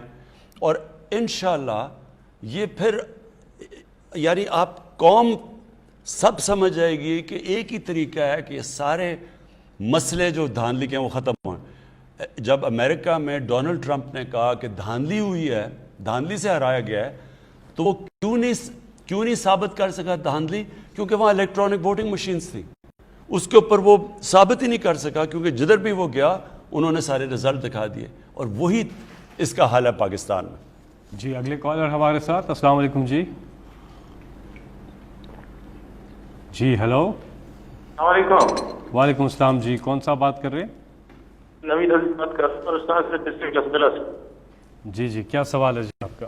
سر ہمارا سوال یہ کہ ہمارے یہاں 1974 یا اس کے پہلے کی یہ جو بجلی کا سب سے بڑا مسئلہ ہے ہمارے پاس سر, لوڈ شیڈنگ تباہی ہے. اور جو ہمارے اب چونکہ سے آپ اگر بائی روڈ آئیں گے دیکھیں گے جو کھمبے کے لگے ہوئے نا سیمنٹ کے 73 یا 74 کے, وہ اس وقت تیز ہوائیں چلتی ہیں, گر جاتے ہیں, انہیں کو ریپیئر کر دیتے ہیں یا کوئی اس طرح کر دیتے ہیں, مطلب کوئی حال نہیں ہے. تو میں چاہ رہا تھا یہ میرا سوال کیا بس ایک طرح سے ریکویسٹ ہماری سر, تو اس سے کیا جائے سر. دیکھیے جی، میں پہلے بجلی کا ان گرمیوں میں بڑی مشکلات کا لوگوں کو سامنا کرنا پڑا. لوڈ شیڈنگ بھی زیادہ تھی، گرمی شدید تھی، اور بلوچستان میں ایک اور مسئلہ آ گیا کیونکہ جو گوادر تک ہم ایران سے بجلی لیتے ہیں، ایران میں اتنی گرمی پڑی کہ ایران کی خود بجلی کی اتنی کنزمپشن ہوگی کہ ایران بھی ہمیں بجلی نہیں دے سکا کیونکہ وہاں ادھر شارٹیج ہوگی ایران کے اندر. تو ہمارا مسئلہ ذرا آپ نے سمجھنا ہے. ہم نے بجلی تو زیادہ بنا دی پاکستان میں، لیکن جو بجلی کو پہنچانے کے لیے جو ٹرانسمیشن لائنز ہیں وہ پرانی ہیں صاحب. اب مثلا پشاور ہے، جو خاص طور پر پشاور ویلی کے اندر، وہاں جو ٹرانسمیشن لائنز ہیں وہ اتنی پرانی ہیں کہ جب بجلی کا پریشر بڑھا تو جب ہم نے بجلی پہنچانے کی بھی کوشش کی وہ پہنچتی نہیں تھی کیونکہ وہ ٹرانسمیشن لائنز کیری نہیں کر سکتی تھی. تو اب اگلا ہے کہ پورا انویسٹمنٹ کر رہے ہیں ٹرانسمیشن لائنز کو ٹھیک کرنے، نہیں لانے کے لیے، تاکہ وہ بوجھ برداشت کر سکے. دوسرا ہمیں مسئلہ کیا آیا کہ یہ جو فینومینا ہے جس کو کہتے ہیں گلوبل وارمنگ، ہماری اس سے جو موسم کے اندر جو تبدیلیاں آئی ہیں اس میں ایک کیا ہوا کہ جو برفوں نے پگھلنا تھا جولائی کے شروع میں وہ پگھلی نہیں. تو جب برفیں نہیں پگھلی تو جو ہماری ڈیمز میں پانی آنا تھا وہ 35% کم پانی آیا، اور یہ ایران میں بھی یہی ہوا. تو جب ڈیمز میں 35% کم پانی آیا تو جو بجلی بنانی تھی ہائیڈرو یعنی پانی سے بجلی بنانی تھی اس میں کمی آ گئی. تو جو ہماری کیپیسٹی بھی تھی اس سے بھی کم بجلی بنی. لیکن جو بجلی اس باری جو ڈیمانڈ آئی ہے، پاکستان کی تاریخ کی سب سے زیادہ بجلی کی ڈیمانڈ اس باری آئی ہے، تقریباً 25,000 میگا واٹ بجلی. جی یہ جو جون اور جولائی کا ہمارا مہینہ ہوتا ہے یہ ہمارا پیک سیزن ہوتا ہے، اور باقی سارے مہینوں میں تو ہماری اوسطاً ڈیمانڈ جو ہے وہ 16,000 میگا واٹ ہوتی ہے، اس میں وہ 22-23 پہ چلی جاتی ہے. اس سال وہ ڈیمانڈ ہماری 26,000 تک گئی ہے، اور وہ بجلی ہم نے سپلائی بھی کی یہاں تک کہ ہماری جو ٹرانسمیشن کیپیسٹی ہے وہ 24,000 ہے. ہم نے 25,000 میگا واٹ بجلی جو ہے وہ سسٹم میں چھوڑی. تو ایک طرف تو ڈیمانڈ 20% بڑھی ہوئی تھی، دوسرا ہمارے ڈیمز کم تھے اس مرتبہ، تو ہمیں بجلی کی جو پروڈکشن ڈیم سے آ رہی تھی، اور ڈیمز ہماری 25% بجلی بناتے ہیں، وہ ہمیں کام آئی. لیکن ان شاء اللہ تعالیٰ اب یہ پچھلے 2 ہفتے سے تو ہم نے غیر اعلانیہ لوڈ شیڈنگ پورے پاکستان میں بالکل زیرو پہ ہم لے گئے ہیں، اور اگلے سال کے لیے ایک ہم نے مؤثر پلان بنایا ہے کہ اگلی گرمیاں آنے سے پہلے یہ جو ہمارے ٹرانسمیشن کے یعنی بجلی کے ترسیل کے باٹل نیکس ہمیں دیکھنے میں آئے ہیں، ان پہ ہم ان شاء اللہ تعالیٰ قابو پا چکے ہوئیں گے. اور الحمدللہ اب جس طرح ہماری انڈسٹری زیادہ ڈیمانڈ جنریٹ کر رہی ہے تو ہمارے پاس اس کو پیک سیزن میں بھی میٹ کرنے کے لیے ان شاء اللہ تعالیٰ ایک مؤثر نظام ہوئے گا. جی یہاں پہ وقت ہوا ایک وقفے کا، اس کے بعد پھر اس پروگرام میں آپ کی کالز کا سلسلہ جو ہے وہ جاری ہے. نمبر آپ کی اسکرین پر بھی آ رہا ہے 0519224900. ہمارے ساتھ اگلے کالر. السلام علیکم جی. وعلیکم السلام جی، کون صاحب بات کر رہے ہیں، کہاں سے؟ عارف محمود بٹ گجرانوالا سے. جی عارف صاحب، کیا سوال ہے؟ جی میرا سوال ہے کہ میں گجرانوالا میں 32 سال سے کرپشن کے خلاف جہاد کر رہا ہوں. خان صاحب کے ساتھ میں 22 سال سے اٹیچ ہوں جی. اور گجرانوالا کارپوریشن میں 2 سال جب سے یہ دوبارہ کارپوریشن بحال ہوئی تھی 2017 میں، جو میئر شپ آئے تھے انہوں نے جو کرپشن کی ہے، مجھے انہوں نے پہلے اپنی سیٹ سے اتار دیا. جب آپ کی دور واپس آیا، وہ چیئرمین واپس گیا تو مجھے لگایا گیا اور کہا گیا کہ آپ نے کرپشن پکڑنی ہے. میں نے کروڑوں روپے کی کرپشن پکڑی ہے کارپوریشن میں، جس کی مجھے صلہ یہ دیا گیا کہ مجھے پہلے کہا گیا کہ آپ یہ باز آ جائیں اس کام سے. گجرانوالا میں بہت زیادہ نون لیگ کا گڑھ ہے، لیکن میں اپنے حق و صداقت کے لیے اس قائم رہا. میری جان بھی چلی جائے، میرے بچے بھی قربان ہو جائیں خان صاحب، لیکن میں حق پہ نہیں رک سکتا. میں کسی رشوت والے کے ساتھ نہیں چل سکتا. وہ میں نے ثابت کی 13 کروڑ کی کرپشن ایک کبھی میں نے پکڑی تھی، انہوں نے فوراً مجھے ڈسمس کر دیا نوکری سے. حالانکہ میں نے فورم پہ ہائی کورٹ پہ بھی انہوں نے کہا کہ اس پر کوئی قصور نہیں ہے، لیکن اس کے ہائی کورٹ کے حکم کے باوجود مجھے جو گجرانوالا کے چیف افسر تک کرپٹ ترین امجد حسین ٹلو، جتنے بلڈنگ میں اپنا بلڈنگ پٹرول اور سب کام میں کروڑوں کی کرپشن کی ہے، اس نے مجھے ڈسمس کر دیا. یہ تو میں ابھی میرے آفس آپ کو کانٹیکٹ کریں گے اور ہم اس کو پوری طرح انویسٹیگیٹ کریں گے کہ آپ جو کہہ رہے ہیں اور کیا یہ واقعی سب کچھ ٹھیک ہے. پہلے ہم انویسٹیگیٹ کرتے ہیں اور پھر ایکشن لیں گے. لیکن میں آپ سب کے لیے جو میرے پاکستانی آپ یہ دیکھ رہے ہیں یہ اپنے ذہن میں ڈال رہے ہیں کہ ایک کرپٹ معاشرہ ترقی نہیں کر سکتا. دنیا کے اندر میں یہ بار بار ایک چیز لوگوں کو سمجھاتا ہوں کہ دنیا میں جو خوشحال ملک ہے اس نے کرپشن کے اوپر قابو پائی ہے, وہاں قانون کی بالا حکمرانی ہے, طاقت کی حکمرانی نہیں ہے, قانون کی حکمرانی ہے. قانون کی حکمرانی ہوتی ہے تو کرپشن ختم ہوتی ہے. دیکھیں, ایک ہوتی ہے کرپشن چھوٹے لیول پہ. چھوٹے لیول کی کرپشن لوگوں کو تنگ تو کرتی ہے, ملکوں کو تباہ نہیں کرتی. ملک کو تباہ کرتی ہے جب پرائم منسٹر بیٹھ کے کرپشن شروع کرتا ہے اور میرے وزیر. جب ہم شروع کرتے ہیں نیچے تک, ہم کسی کو کرپشن سے نہیں روک سکتے. ہم بلکہ کیونکہ ہم جب کرپشن کرتے ہیں, ہم وہ کرپشن کے جو روکنے والے ادارے ہیں ان کو پہلے ہم کمزور کرتے ہیں, کیونکہ ہم نے چوری کرنی ہوتی ہے, وہ پھر باقی کو کسی کو بھی نہیں پکڑ سکتے. نتیجہ یہ ہوتا ہے کہ وہ سارا ملک کی تباہ ہو جاتا ہے. یہ ایک ضرور میں پھر دہراتا رہتا ہوں ایک چیز. ایک ہے پینل بنائی ہے یونائٹڈ نیشنز کے سیکرٹری جنرل نے, اس کو کہتے ہیں فیکٹ آئی پینل.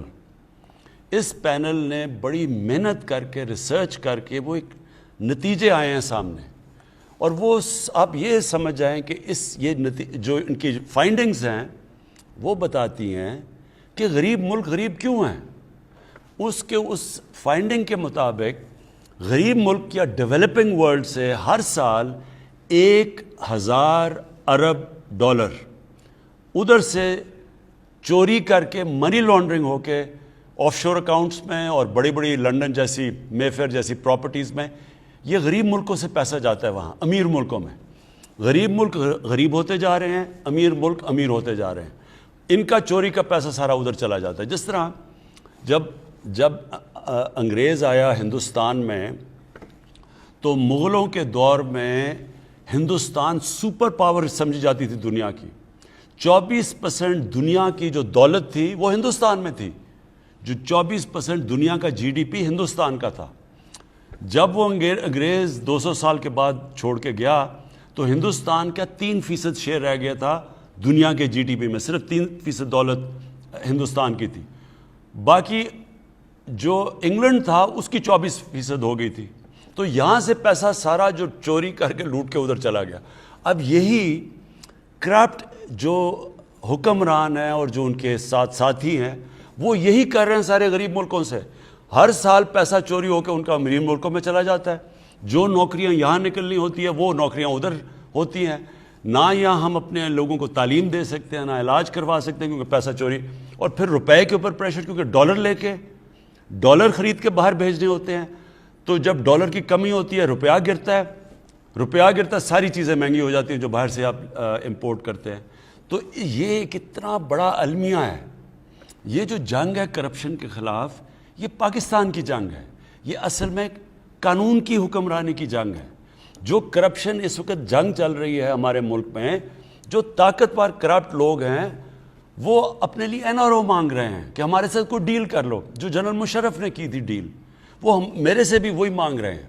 اور وہ سارا وقت بلیک میل کرتے ہیں ملک کو کہ جی اگر آپ نے ہمارے اوپر ہاتھ ڈالا تو ہم آپ کی گورنمنٹ گرا دیں گے. یہی ساؤتھ افریقہ کے اندر ہوا. ان کے پریزیڈنٹ نے کرپشن کی, اس کا نام زوما تھا. زوما کے اوپر انہوں نے ہاتھ ڈالنے کی کوشش کی ساؤتھ افریقہ کی گورنمنٹ نے. انہوں نے سڑکوں میں اس نے لوگ نکال لیے, مظاہرے شروع ہو گئے اور وہ گورنمنٹ پیچھے ہٹ گئی. یہی یاد رکھیں کہ ایک طاقتور اور کمزور اور غریب اور امیر ملک میں فرق ہی ہے. کسی ویسٹرن ڈیموکریسی کے اندر کسی کی جرت نہیں ہے کہ اگر اس کے اوپر کرپشن کا ایلیگیشن ہے پرائم منسٹر پہ, اس کے وزیروں پہ, وہ یہ نہیں کہہ سکتا کہ جی میں جواب ہی نہیں دوں گا, آپ کون ہوتے ہیں, میرے اوپر سیاسی انتقامی کارروائی ہو رہی ہے. ان کو جواب دینا پڑتا ہے. اور یہی فرق ہے وہاں. اور یہی ہم پاکستان کی فیوچر کی جنگ لڑ رہے ہیں, اپنے آنے والی نسلوں کی. یہی رول آف لا کی جنگ ہے, قانون کی حکمرانی کی. سوال بزی ہیں تو یہ کشمیر سے بڑا میں سمجھتا ہوں امپورٹنٹ انہوں نے کیا ہے, کیونکہ ہمارے ساتھ بھی پاکستان میں بھی یہی ہوا تھا. آزاد کشمیر قانون ساز اسمبلی نے 28 مئی 2021 کو ایک کالا قانون پاس کیا ہے جس کے تحت आर्जी कॉन्ट्रैक्ट और एड हॉक भर्तियाँ बग़ैर टेस्ट और इंटरव्यू जो अपने दौर में इन्होंने लोग भर्ती किए हैं उनको ग्रेड 1 से लेके ग्रेड 18 तक उन्हें मुस्तकिल कर दिया, जिस पर रियासती अवाम फ़िक्रमंद है। यानी लोगों को एड हॉक भर्ती किया और अब जाते जाते उन सब को कंफर्म कर दिया, जैसे कि यहाँ पे भी आपको पता है सर ऐसे ही इन्होंने। देखिए ये कौम के लिए इदारे क्यों तबाह हुए हैं पाकिस्तान के, यही पीटीवी था। एक वक्त पे हिंदुस्तान में पाकिस्तान का पीटीवी देखा जाता था। ये पीआईए था जो दुनिया की टॉप एयरलाइन मानी जाती थी। हमारा ये जो वापडा था ये जाके बाहर कॉन्ट्रैक्ट्स करते थे पाकिस्तान से। हमारा जो नेस्पाक था वो मिडल ईस्ट में जाके कॉन्ट्रैक्ट्स करता था। तो हमारे आहिस्ता आहिस्ता ये इतने बड़े इदारे क्यों तबाह हुए? सारों के अंदर सियासी भर्तियां करके, सिफारिशों को डाल के ऐसी इन्होंने बुरे हालात किए हैं इदारों के कि आप ये देखें कि जो पेंशन्स हैं इदारों की वो इतनी बढ़ गई हैं कि वो तकरीबन जो बजट होता है उसमें ज़्यादातर पेंशन में चला जाता है। तो ना कोई डेवलप कर सकता है, ना इदारा आगे बढ़ सकता है, ना जिस काम के लिए वो इदारा बना होता है ना वो काम पूरा कर सकता है। अब ये आज़ाद कश्मीर में जो किया इन्होंने, ये क्या किया होगा कि मैंने अगर इलेक्शन जीतना है, मैंने अपने लोग भर दिए जी, अच्छा जी मैं आपको नौकरियां दे दूंगा। मैंने अपनी इलेक्शन जीतने के लिए लोगों की भर्ती करवा दी, मुल्क को मैंने तबाह करवा दिया। यानी मुल्क को सारे ये जो इदारे थे, स्टील मिल की मैं आपको मिसाल देता हूँ। स्टील मिल 2008 में 8 अरब रुपया का नफ़ा था स्टील मिल में, जो पड़ा हुआ था स्टील मिल में। आई पीपल्स पार्टी की गवर्नमेंट, वही स्टील मिल इन्होंने पहले गलत भर्तियां कराई, फिर उन्होंने करप्शन की। वही स्टील मिल 5 साल 6 साल के बाद बंद हो गई और 300 अरब रुपए का उसके ऊपर खसारा हो गया और आज भी बंद पड़ी हुई है। इसी तरह पीआईए जैसी 2008 में ये पीपल्स पार्टी की हुकूमत आई, इन्होंने जो सिफारिशी में जो लोगों को निकाला गया था, जो इनके सिफारिशों को सबको वापस भर्ती किया। उनकी जब सैलरीज आई वही पीआईए नुकसान के अंदर चला गया। तो देखें, या हमने मुल्क को चलाना है एक अमानत रख के, या फिर हमने अपनी 5 साल की सियासत चमकाने के लिए, अपने फ़ायदा करवाने के लिए मुल्क को तबाह करना है। तो ये बिल्कुल फवाद चौधरी ठीक कह रहे हैं। ये सिर्फ़ और सिर्फ सियासी तौर पर भर्तियाँ की गई और ये इंशाल्लाह अब हमारी गवर्नमेंट आई है, इनको हम सबको रिव्यू करेंगे। जी हमारे साथ अगले कॉलर। अस्सलाम वालेकुम जी।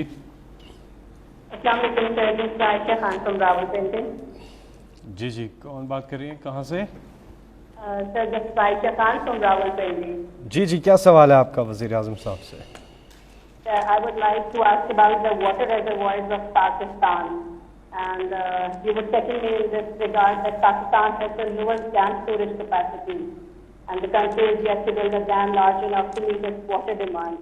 You have been criticizing that the government during their reign or time period, but I would love to know that what is your government doing and what are your set plans and when will dams. ठीक है, इस पे आशा उर्दू में बात कीजिए। दूसरी चीज़ ये कि डैम्स के हवाले से अभी थोड़ी देर पहले बात हो चुकी है। कोई और अगर आपका सवाल है तो बताइएगा। नहीं, डैम्स का मैं सिर्फ आपके लिए आयशा मैं आपको बता दूं, 50 साल में पाकिस्तान में बड़ी डैम्स बनाई नहीं गई, जिसका बहुत बड़ा हमें नुकसान हो। मैं आप पहले समझेंगे डैम्स क्यों ज़रूरत है पाकिस्तान। अगर पाकिस्तान में सारा साल बारिश होती रहती ना, जिस तरह कई यूरोपियन ममालिक में होती है, तो आपको डैम की ज़रूरत नहीं है, क्योंकि पानी इतना है, सारा साल पानी आता रहे तो आपको रोकने की ज़रूरत नहीं है। पाकिस्तान में 3 या ज़्यादा से ज़्यादा 4, लेकिन 3 महीने में हमारा दरियाओं में सारा पानी आता है। ग्लेशियर पिघलते हैं उधर से और फिर ये जो हमारी बरसात में बारिश होती है इससे। अब उसके अलावा पाकिस्तान में जो सर्दियां हैं उसके अंदर हमारे पास पानी की किल्लत हो जाती है। डैम्स इसलिए बनाते हैं कि आप जब ये पानी ज़्यादा आता है तो इसको हम डैम्स में रोक लें और इस पानी को फिर हम इस्तेमाल करें सर्दियों के अंदर अपनी फसलों के लिए, जब हमारे पास पानी की कमी है, बारिश कम होती है। इसलिए जो मुल्क के अंदर इसी तरह की सीजनल पानी आता है दरियाओं में, जिस तरह चाइना है, तो वो सारों ने डैम्स बनाई हुई हैं। हमने 50 साल पहले 2 बड़ी डैम्स बनाई थी, उसके बाद हमने कोई डैम्स बनाई नहीं इस मुल्क में। चाइना ने जितनी हमारी 2 तरबेला और मंगला बड़ी डैम्स है, चाइना के पास 5000 बड़ी डैम्स है। टोटल उनकी डैम्स 80,000 है, लेकिन 5000 बड़ी डैम्स बनाई हैं उन्होंने, वही पानी रोकने के लिए। और इसलिए ही वो 1.25 अरब लोगों को अनाज दे सकते हैं ان کے پاس کیپیسٹی ہے کیونکہ وہ پانی انہوں نے پانی اپنا بچا لیا ہے. اب ہم 10 نئی ڈیمز بنا رہے ہیں. 10 سالوں میں انشاءاللہ پاکستان میں 10 ڈیمز ہوں گی, جس میں 2 بڑی ڈیمز ہیں, باشا اور داسو ڈیم. اس سے جو پانی ہم بچائیں گے, آپ یہ سوچیں کہ جتنا ابھی ہمارے پاس پانی ہے اس سے دگنا پانی ہمارے پاس آ جائے گا. اور وہ ہمیں پانی کی اس لیے ضرورت ہے کہ ہماری آبادی تیزی سے بڑھ رہی ہے. پاکستان تو اناج دنیا کو بیچتا تھا, آج ہمیں گندم دنیا سے امپورٹ کرنی پڑتی ہے. پچھلی باری ہماری گندم کی پروڈکشن پاکستان کی تاریخ کی سب سے زیادہ ہوئی, ہماری چاول کی پروڈکشن پاکستان کی تاریخ میں سب سے زیادہ ہوئی, ہماری مکئی کی پاکستان میں سب سے زیادہ ہوئی. اس کے باوجود ہمیں امپورٹ کرنی پڑی ہے گندم. 40 لاکھ ٹن گندم ہم نے امپورٹ کیا ہے. اور جب باہر سے ہم چیزیں منگواتے ہیں ہمارا ڈالر بھی خرچ ہوتا ہے ہمارے وہ, اور باہر اگر مہنگی ہو تو وہ یہاں مہنگائی بھی ہو جاتی ہے. اس لیے اب ہمیں سوچنا پڑے گا کہ آگے ہماری بڑھتی ہوئی آبادی کو ہم نے کیسے ان کے لیے اناج پورا کرنا ہے. اس کے لیے ڈیمز بہت ضروری ہیں. اور یہ جو ڈیمز ہم جب 10 سالوں میں 10 ڈیمز بن رہی ہیں, ان سے فائدہ یہ ہوگا کہ جتنا ابھی ہمارے پاس پانی ہے انشاءاللہ اس سے دگنا پانی ہو جائے گا ہمارے کسانوں کے لیے.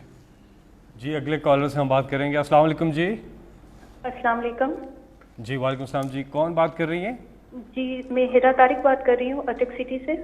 جی جی سر میں سعودی اقامہ ہولڈر ہوں. ہم پچھلے 1 سال سے پاکستان میں اسٹک ہیں due to suspension of flight.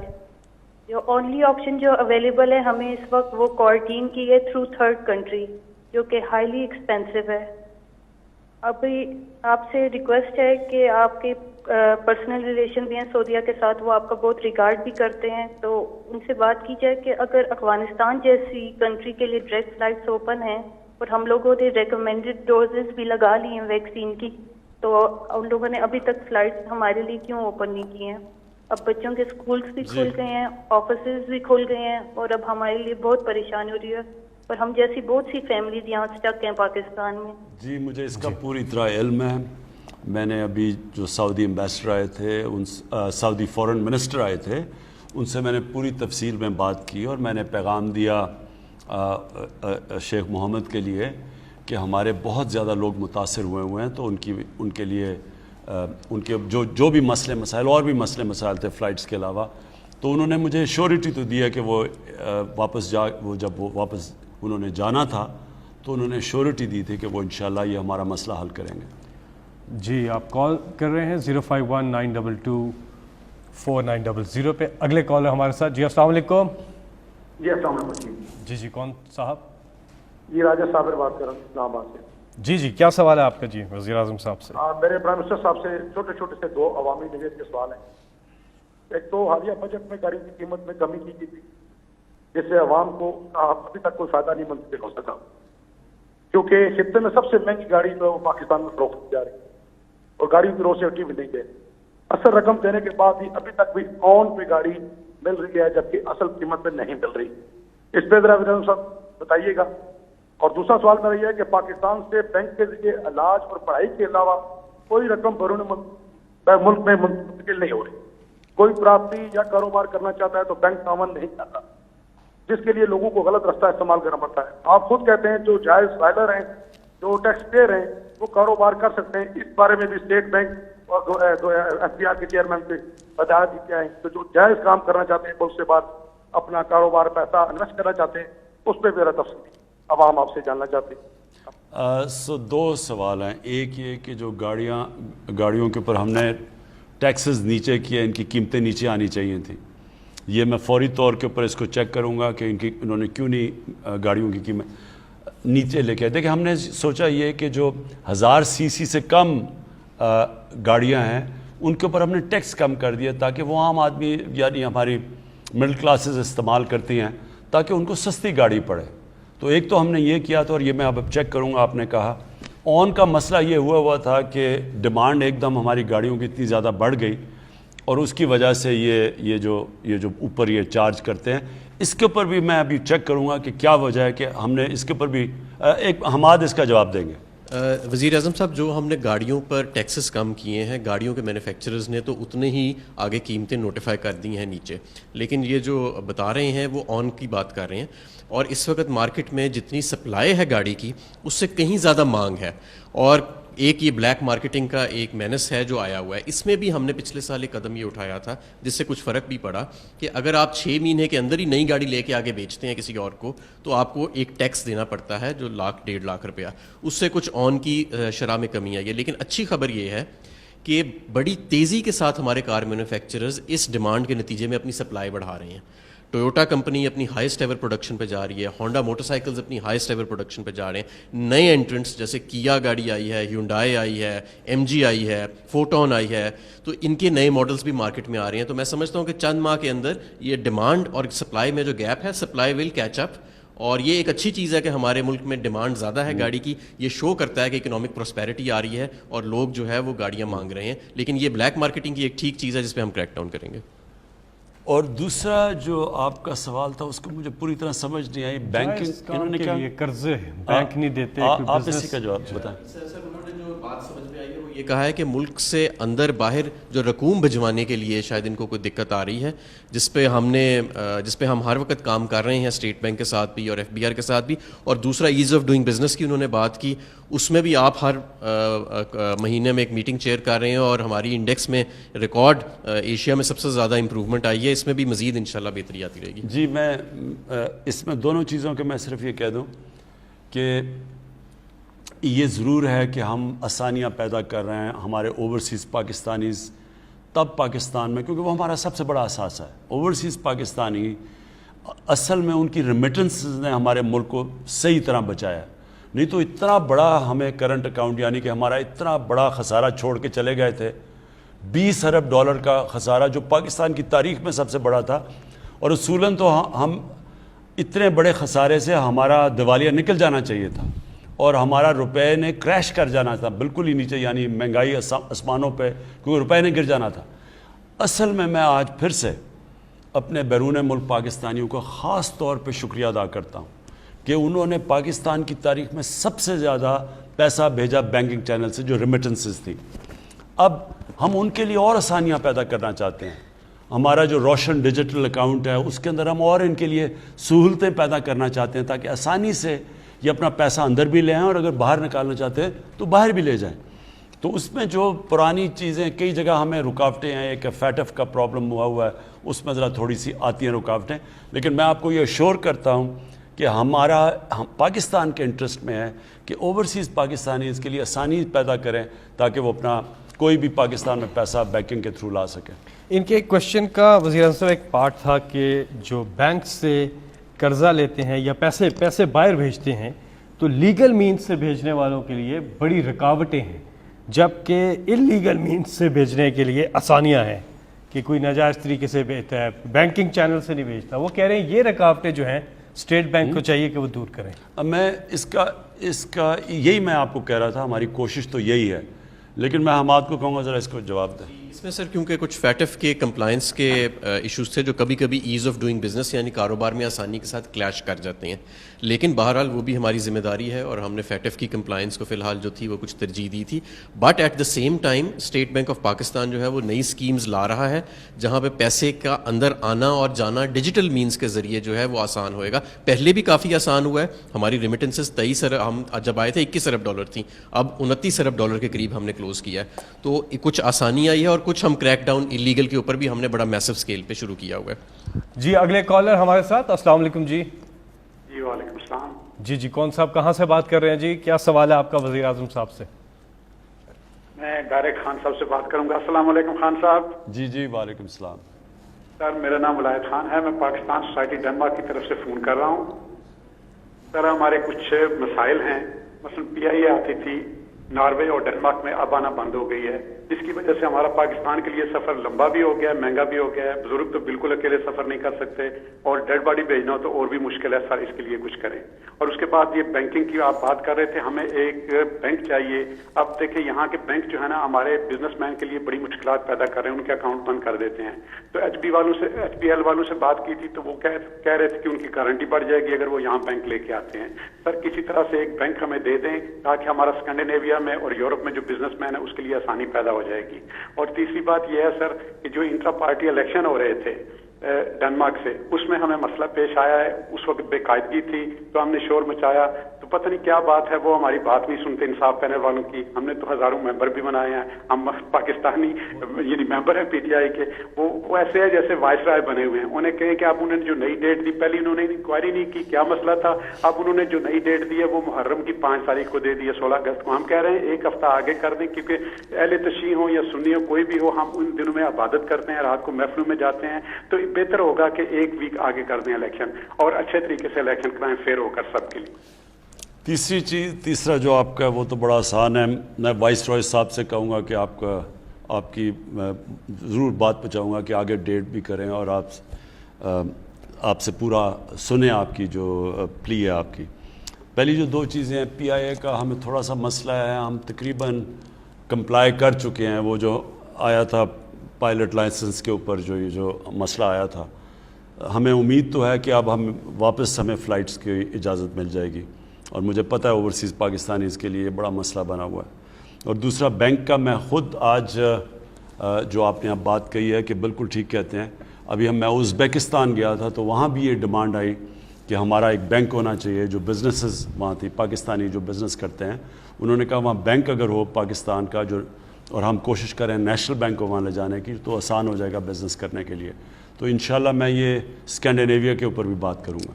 जी, इसी से जुड़ा एक सवाल है, अकील अराई पूछते हैं सोची कि ओवरसीज़ को वोटिंग का कब तक जो अमल है वो कंप्लीट हो जाएगा? देखिए, हम 2 चीज़ें कर रहे हैं। एक इलेक्ट्रॉनिक वोटिंग मशीन्स, और इसके ऊपर हम बहुत आगे निकल चुके हैं। बस सिर्फ हमने अब इलेक्शन कमीशन को कन्विंस करना है कि इसके अलावा जब भी आप इलेक्शन करवाएंगे, इलेक्ट्रॉनिक वोटिंग मशीन्स के बगैर आप इलेक्शन करवाएंगे पाकिस्तान में, हमेशा जो हारेगा वो कहेगा जी धांधली हुई। वो जब जीतेंगे ठीक होगा इलेक्शन, लेकिन जब वो हारेंगे तो धांधली हुई। इसलिए एक ही इसका रास्ता है, तो एक तो वो है, और दूसरा जो हमारा 90 लाख ओवरसीज़ पाकिस्तानी है, इसका मॉडर्न टेक्नोलॉजी का इस्तेमाल करते हुए हमारी कोशिश ये है कि ई वोटिंग करवाएं। अब इसके ऊपर ट्रायल्स कर रहे हैं। हमारे नादरा के हेड आए हुए हैं तारिक मलिक, इनके अंदर बड़ी इस चीज़ में वो सलाहियत रखते हैं कि वो कौन सा सिस्टम हम डेवलप करें ताकि ई वोटिंग हो सके। अगर ई वोटिंग ना भी हुई तो हमने पोस्टल बैलेट तो ज़रूर करवानी है। ओवरसीज़ पाकिस्तानीज़ को हमने ज़रूर, वो इतना बड़ा हमारा मुल्क का असासा है, उसको ज़रूर हमने दायरे में लेके आना है इलेक्शंस के। यहाँ पे हम एक छोटा सा वक्फा लेंगे और उसके बाद फिर वापस आएंगे। कितना टाइम रह गया? बलोची, बंगाली, पठान या पंजाबी नहीं है, हमें सिर्फ और सिर्फ अपने पाकिस्तानी होने पर फख्र होना चाहिए।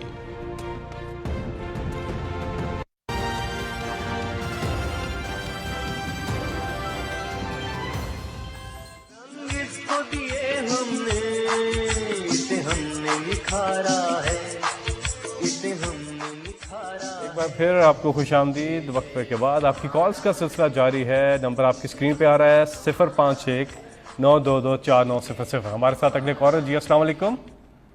अस्सलाम वालेकुम। जी वालेकुम सलाम। जी सर, मेरा नाम तहरीम रिफत है, मैं झेलम सिटी से बात कर रही हूँ।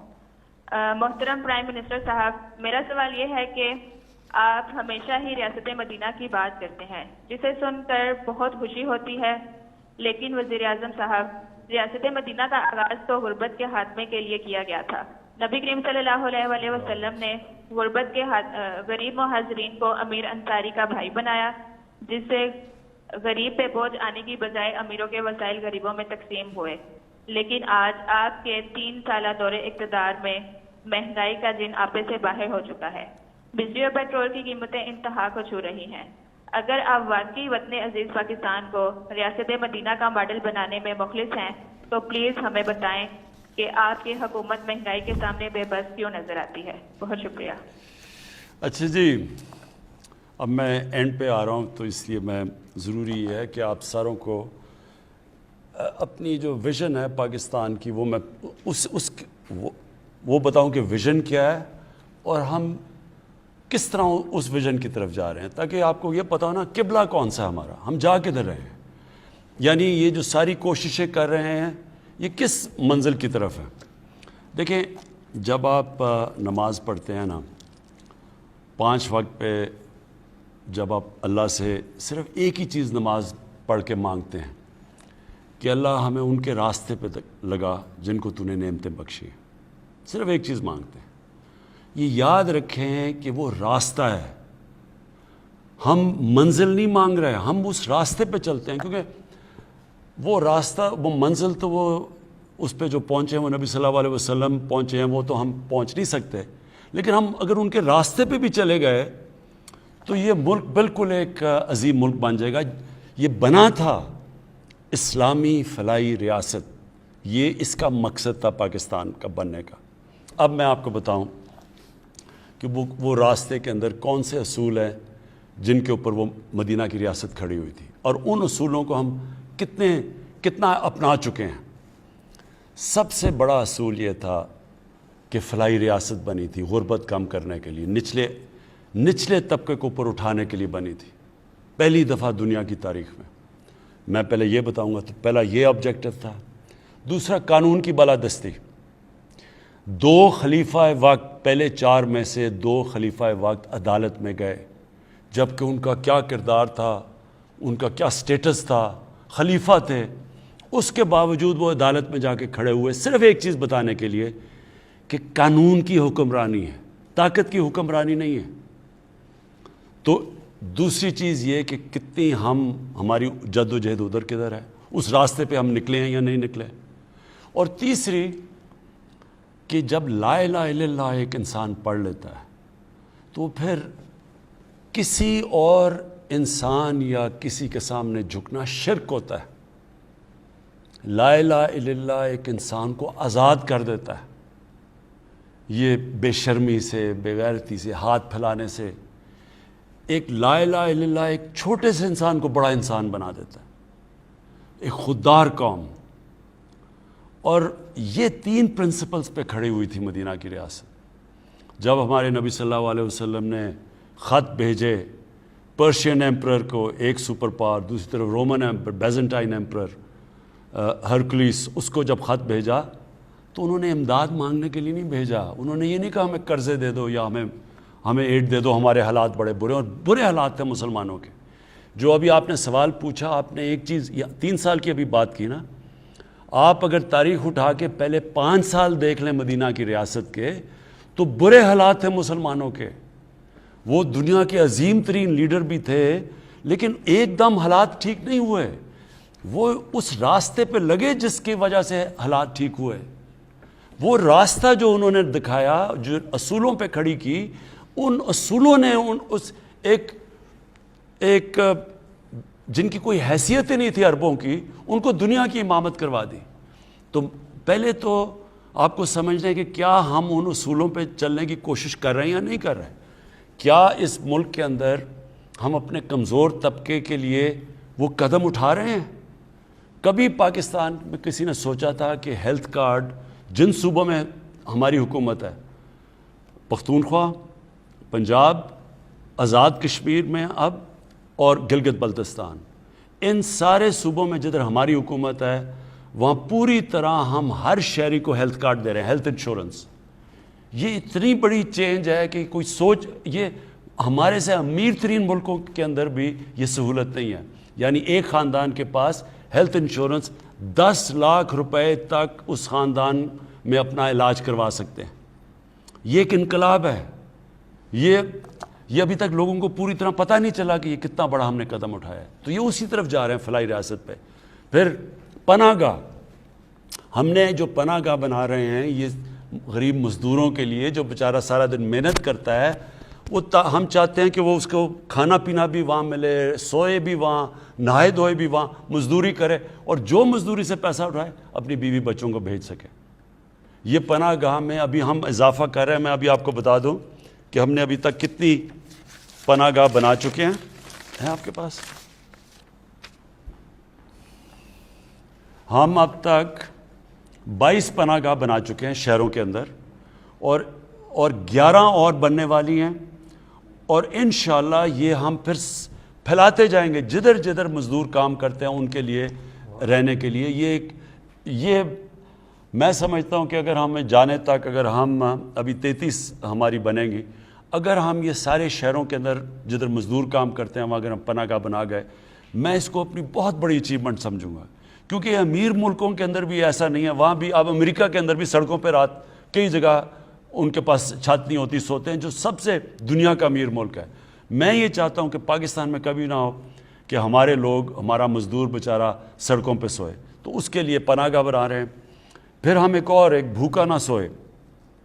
ہم نے بسز شروع کی ہیں اور ان کا ابھی تک ہمارے 12 بسز ہیں، یہ پھرتی ہیں. یہ 4 شہروں کے اندر ابھی ہم لے کے آئے ہیں. یہ ٹرک ہیں کیونکہ ایکسپیریمنٹ ابھی کر رہے ہیں کہ پہلے ہم نے تھوڑے سے پناہ گاہ بنائے، ان کو پھر ہم نے بہتر کیا، ان کی سٹینڈرڈ، ان کے SOPs بنائے، اب ہم ان کو پھیلائیں گے. اسی طرح ہم نے پہلے ایکسپیریمنٹ کیا، ہماری بس جاتی ہے غریب علاقوں میں، لوگوں کو کھانا دیتی ہے. اب ہم یہ بسز بڑھاتے جائیں گے. ابھی ہمارے پاس 12 بسز ہیں. ہمارا ہے کہ اگلے 6 مہینے میں 50 ٹرک ہمارے جائیں غریب علاقوں کے اندر، اور انشاءاللہ اس کو مزید بڑھاتے جائیں گے. اچھا جی، اس کے علاوہ جو اب ہم کرنے جا رہے ہیں وہ ہے کامیاب پاکستان. اب یہ میرا سب سے بڑا پروگرام آنے والا ہے. کامیاب پاکستان کے اندر کیا ہوگا کہ جتنے 40% جو ہمارے خاندان ہیں جو نچلے طبقے میں ہیں، ان کے لیے ایک گھر کے اندر ایک کو ٹیکنیکل ایجوکیشن ملے گا، سارے گھر کو ہیلتھ کارڈ ملے گا تاکہ وہ ان کا علاج ہو جائے. ایک ہم ان کو مائکرو فائنانس سے اپنا گھر بنا کے ان کو قرضہ لے کے دے رہے ہیں. یہ مائکرو فائنانس کمپنیز ہیں، وہ کیا کریں گی کہ اگر میں اپنا گھر بنانا چاہوں تو ان کو پہلی دفعہ پاکستان کی تاریخ میں فائنانس ملے گا. مائکرو فائنانس سے قرضے دلوائیں گے تاکہ وہ جو قسطیں دیتے ہیں اپنے کسی کرائے کے گھر میں رہنے کے لیے، وہی قسطیں دے کے ان کو اپنا گھر ہو جائے. یہ پاکستان کے اندر پہلی دفعہ چیز ہوگی. اور ساتھ پھر ہیلتھ کارڈ ملے گا. یعنی 4 چیزیں دے رہے ہیں، قرضہ، اور قرضے ملیں گے سود کے بغیر. تو شہروں کے اندر قرضے دیں گے تاکہ وہ اپنی کوئی چھوٹی سی بزنس کر لے، دیہات کے اندر قرضے دیں گے تاکہ کسان اپنی مدد کر سکے سود کے بغیر. یہ ہمارا انشاءاللہ اسی مہینے لانچ ہونے لگا ہے ہمارا کامیاب پاکستان، اور انشاءاللہ یہ ایک بہت بڑا ہے. پھر قانون کی بالادستی. تو پہلے تو فلاحی ریاست کی طرف ہم انشاءاللہ ہمارا پورا زور ہے کہ ہم، اور پھر میں نے آپ کو پہلے بتا دیا کہ احساس کا پروگرام ہمارا شروع ہو رہا ہے دسمبر میں. 40% غریب خاندانوں کو جو چیزیں کھانے پینے کی چیزیں ہیں ان کے اوپر ڈائریکٹ سبسڈی دیں گے. ہمارے پاس پورا ڈیٹا ہو گیا. دوسری چیز قانون کی بالادستی. یہ ہماری سب سے بڑی اس وقت جہاد چل رہی ہے. جہاد یہ ہے کہ پاکستان میں طاقتور ایک قانون اور غریب کے لیے دوسرا قانون. یہ جو قانون طاقت کی بالادستی ہے، اس کو قانون کی بالادستی میں لے کے آنا چاہتے ہیں. یہ سب سے مشکل کام ہے. اس میں مجھے آپ سب کی ضرورت ہے کیونکہ یہ وہی قبضے گروپ ہیں جو کہ طاقتور ہیں، غریبوں کی زمینوں پہ قبضہ کرتے ہیں. یہ وہ سیاستدان ہیں، چوری کر کے پیسہ باہر لے گئے ہیں اور ان کو ہاتھ ڈالو تو کہتے ہیں کہ جی آپ کی گورنمنٹ گرا دیں گے. ان کے اوپر ہم نے پورا ہاتھ ڈالنا ہے اور ایک لوگوں کو آزاد کرنا ہے، لوگوں کو قانون دے کے، انصاف دے کے آزاد کرنا ہے. یہ دوسرا ہے. اور تیسرا خودداری. ہم یہ وہ ملک بنانا چاہتے ہیں جو انشاءاللہ ایک اپنے پیر پہ کھڑا ہو. کبھی کسی سے ہمیں بھیک نہ مانگنی پڑے، قرضے نہ مانگنے پڑیں، کسی کے سامنے ہم ایڈ دے کے ان کی جنگوں میں نہ شامل ہوں کیونکہ وہ ہمیں پیسے دے رہے ہیں تو ہم ان کی جنگ میں شامل ہو جائیں. ایک خوددار، ایک آزاد ملک. اور یہ بھی ایک، جب قوم ایک فیصلہ کر لیتی ہے کہ ہم نے دنیا میں اپنی ہر پاسپورٹ کی عزت کروانی ہے، تو عزت تب ہوتی ہے جب ایک قوم اپنی خود عزت کرتی ہے. جب ایک قوم خود عزت کرتی ہے وہ خوددار قوم بن جاتی ہے، اس کی دنیا ریسپیکٹ کرتی ہے. تو یہ میرے 3 ایم ہیں اور انشاءاللہ میری کوشش یہ ہے کہ 5 سال کے بعد، اب یہ جو ہمارا ٹرم ختم ہوگی، لوگ دیکھیں گے 5 سال پہلے کیا تھا پاکستان کے حالات اور 5 سال کے بعد کیا ہے. جی وقت کیونکہ کم ہے، ہم اب آج کے پروگرام کے آخری کالر سے بات کریں گے. جن کی کال نہیں لگ سکی آپ اگلی بار ضرور کوشش کیجیے گا. ہمیں یہ احساس ہے کہ بہت سے لوگ کوشش کرتے ہیں، ان کا ٹیلی فون جو ہے تھرو نہیں ہوتا. ہم اس پروگرام کی فریکوینسی انشاءاللہ بڑھائیں گے تاکہ زیادہ سے زیادہ کالرز جو ہیں وہ وزیر اعظم پاکستان عمران خان صاحب سے بات کر سکیں. آخری کالر آج کے ہمارے ساتھ کون ہے؟ جی السلام علیکم. وعلیکم السلام. وزیر اعظم پاکستان.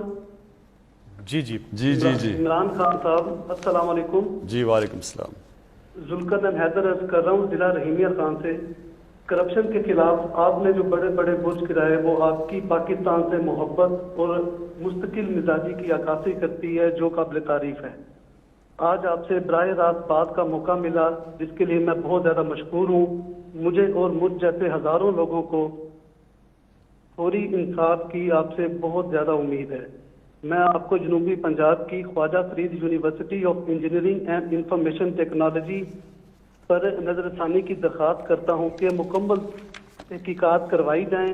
گزشتہ چند سالوں سے پروفیسر ڈاکٹر سلیمان طاہر نے بطور وی سی یونیورسٹی کا چارج سنبھالا اور ملازمین پر ظلم و ستم کے پہاڑ گرائے. چند ہی مہینوں میں عرصہ 6 سال سے کام کرنے والوں کو وجہ بتائے بغیر 200 سے زائد ملازمین برطرف کر دیے گئے اور ان کا داخلہ یونیورسٹی میں ممنوع کر دیا گیا. آواز اٹھانے پر ہمیں سنگین قسم کی دھمکیاں دی گئی جس پر اوکے میں اس کا تحقیقات کریں گے ہم کہ کیا اس کی حقائق اور گورنمنٹ پنجاب سے بات بھی کریں گے. میں آخر میں صرف ایک چیز کہنا چاہتا ہوں. دیکھیں ہمارے لیے سب سے بڑا جو مسئلہ ہے نا جو میرے لیے حکومت کے لیے تکلیف دے رہا ہے وہ جو مہنگائی ہے. اب مہنگائی کئی وجوہات سے ہیں. ایک ہے کہ آپ کی امپورٹس جب آپ چیزیں امپورٹ کرتے ہیں کھانے پینے کی چیزیں تو جب ہمارا پریشر پڑا اور روپیہ نیچے آیا تو اور روپیہ کیوں نیچے آیا کیونکہ ہمارے پاس اتنا بڑا خسارہ کر کے چھوڑ کے چلے گئے جس کو کرنٹ اکاؤنٹ کہتے ہیں یعنی ڈالرز ہمارے کم ہو گئے ملک میں اس کی وجہ سے روپے گر گیا ڈالر کی قیمت اوپر چلی گئی ساری چیزیں مہنگی ہو گئی. ایک تو وہ ہے. دوسرا ہمارا مسئلہ یہ ہے کہ ہمارے ملک میں بدقسمتی سے جو کسان چیزیں پروڈیوس کرتا ہے اور وہ جو بکتی ہیں آ کے شہروں میں ریٹیل میں اس میں بہت بڑا فرق ہے. اب اس کو ہم کم کرنے کے لیے تاکہ کسان کو بھی زیادہ پیسہ ملے اور لوگوں کے لیے بھی سستی چیزیں اس کے لیے ہم سٹوریج 800 نئی سٹوریج بنا رہے ہیں کیونکہ کسان کے پاس اگر سٹوریج ہو جائے تو پھر اس کو جلدی جلدی اپنا سامان نہیں بیچنا پڑتا اور پھر اس کو اگر ہم کریڈٹ دے دیں کسان کارڈ لے کے آ رہے ہیں تاکہ اس کے پاس قرضہ بھی آ جائے تاکہ وہ آرتی کے پاس نہ جائے اور پھر اس کی بھی چیز مہنگی بکے اور لوگوں کے لیے بھی سستی ہو تو اس کے اوپر ہم پورا کام کر رہے ہیں. لیکن میں اس کے باوجود آپ کو کہنا چاہتا ہوں یہ میرے پاس ٹیبل ہے دنیا میں جتنے بھی ملک ہیں آج اس کی پوری لسٹ میرے پاس ہے. اس میں آپ یقین کریں کہ آج جو سب سے سستا ملک دنیا میں وہ کون سا ملک ہے وہ آپ کا پاکستان ہے. اس وقت ہمارا ملک دنیا میں سب سے سستا ہے رہنے کے لیے. ہمارے سے اوپر ہے افغانستان پھر ہندوستان پھر سیریا پھر ٹونیزیا ازبیکستان وینزویلا یعنی ہم ان سارے ملکوں میں سے یہ پوری میری لسٹ ہے ان میں سے آج بھی پاکستان سب سے سستا ہے. پٹرول بدقسمتی سے لوگ ہمیں قیمت بڑھانی پڑتی ہے. قیمت کیوں بڑھانی پڑتی ہے کیونکہ باہر تیل بڑی تیزی سے مہنگا ہو گیا پتہ نہیں کتنا 6 مہینے میں کدھر سے کدھر پہنچ گیا تیل 47% بڑھا ہے تیل دنیا میں. تو ہم کیونکہ امپورٹ کرتے ہیں تو ہمیں بھی بڑھانا پڑتا ہے. تو دنیا میں 47% بڑھا ہے پاکستان میں 11% بڑھا ہے صرف. آج سارے ملکوں میں سے جدھر جو تیل امپورٹ کرتے ہیں سب سے سستا پیٹرول اور ڈیزل پاکستان میں ہے. صرف جو 27 ملک جنہوں میں ہمارے سے زیادہ سستا ہے وہ خود ان کے ملک میں تیل ہے ان کو امپورٹ نہیں کرنا پڑتا. تو جو امپورٹ کرتے ہیں ملک جس طرح پاکستان ہے ہم دنیا میں آج سب سے سستا پیٹرول اور ڈیزل ہمارے ملک میں. کہنے کی یہ کوشش کر رہا ہوں کہ ہم جدوجہد کر رہے ہیں قیمتیں نیچے لانے کے لیے. یعنی یہ ہمارا سارا وقت ہر ہفتے میٹنگ ہوتی ہے کہ کیسے ہم نے روکنا ہے لوگوں کے لیے آسانیاں پیدا کرنی ہے. اور آخری بات یہ کہنا چاہتا ہوں کہ جو تنخواہ دار طبقہ اس کو تو واقعی ہٹ ہوئی ہے کہ اگر آپ کی تنخواہیں ہیں تو جب چیزیں اوپر گئی ہیں تنخواہ دار طبقے کے لیے مشکل وقت ہے اور ان کے لیے ہم نے ابھی سیلری ان کی انکریز کی ہے بڑھائی ہے اس باری. لیکن جو باقی کسان ہیں دیہات میں ادھر تو 1100 ارب روپیہ پہلی دفعہ مزید اضافی کسانوں کے پاس کیا ہے. کبھی پاکستان کی تاریخ میں اتنا زیادہ پیسہ کسانوں کے پاس نہیں گیا کیونکہ کبھی گندم کی یہ ریٹ نہیں ملی کبھی گنے کا یہ ریٹ نہیں ملا کبھی مکئی کا یہ ریٹ نہیں ملا. تو یہ جو ریٹ جو اضافی پیسہ گیا ہے، ایک تو وہاں ان کے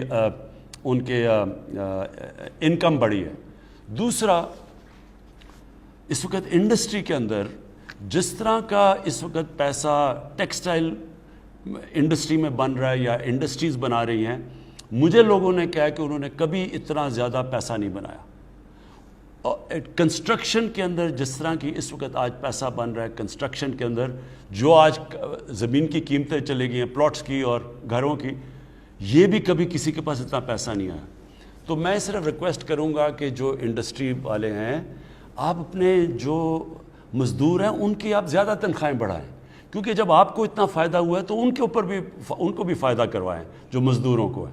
لیکن جو سیلریڈ لوگ ہیں، مجھے پتہ ہے آپ کی مشکلات ہیں، انشاءاللہ جس طرح ہمارا اب ٹیکس بڑھتا جا رہا ہے، ہماری آمدنی بڑھتی جا رہی ہے.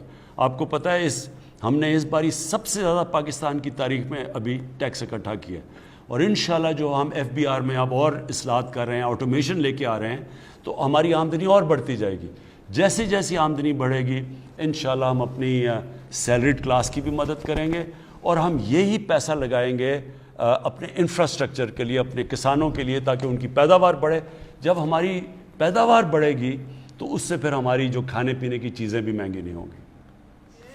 بہت بہت شکریہ.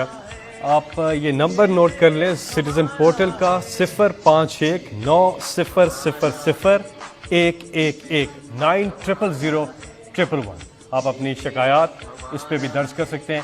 پھر کبھی آپ سے ملاقات ہوگی. بہت بہت شکریہ.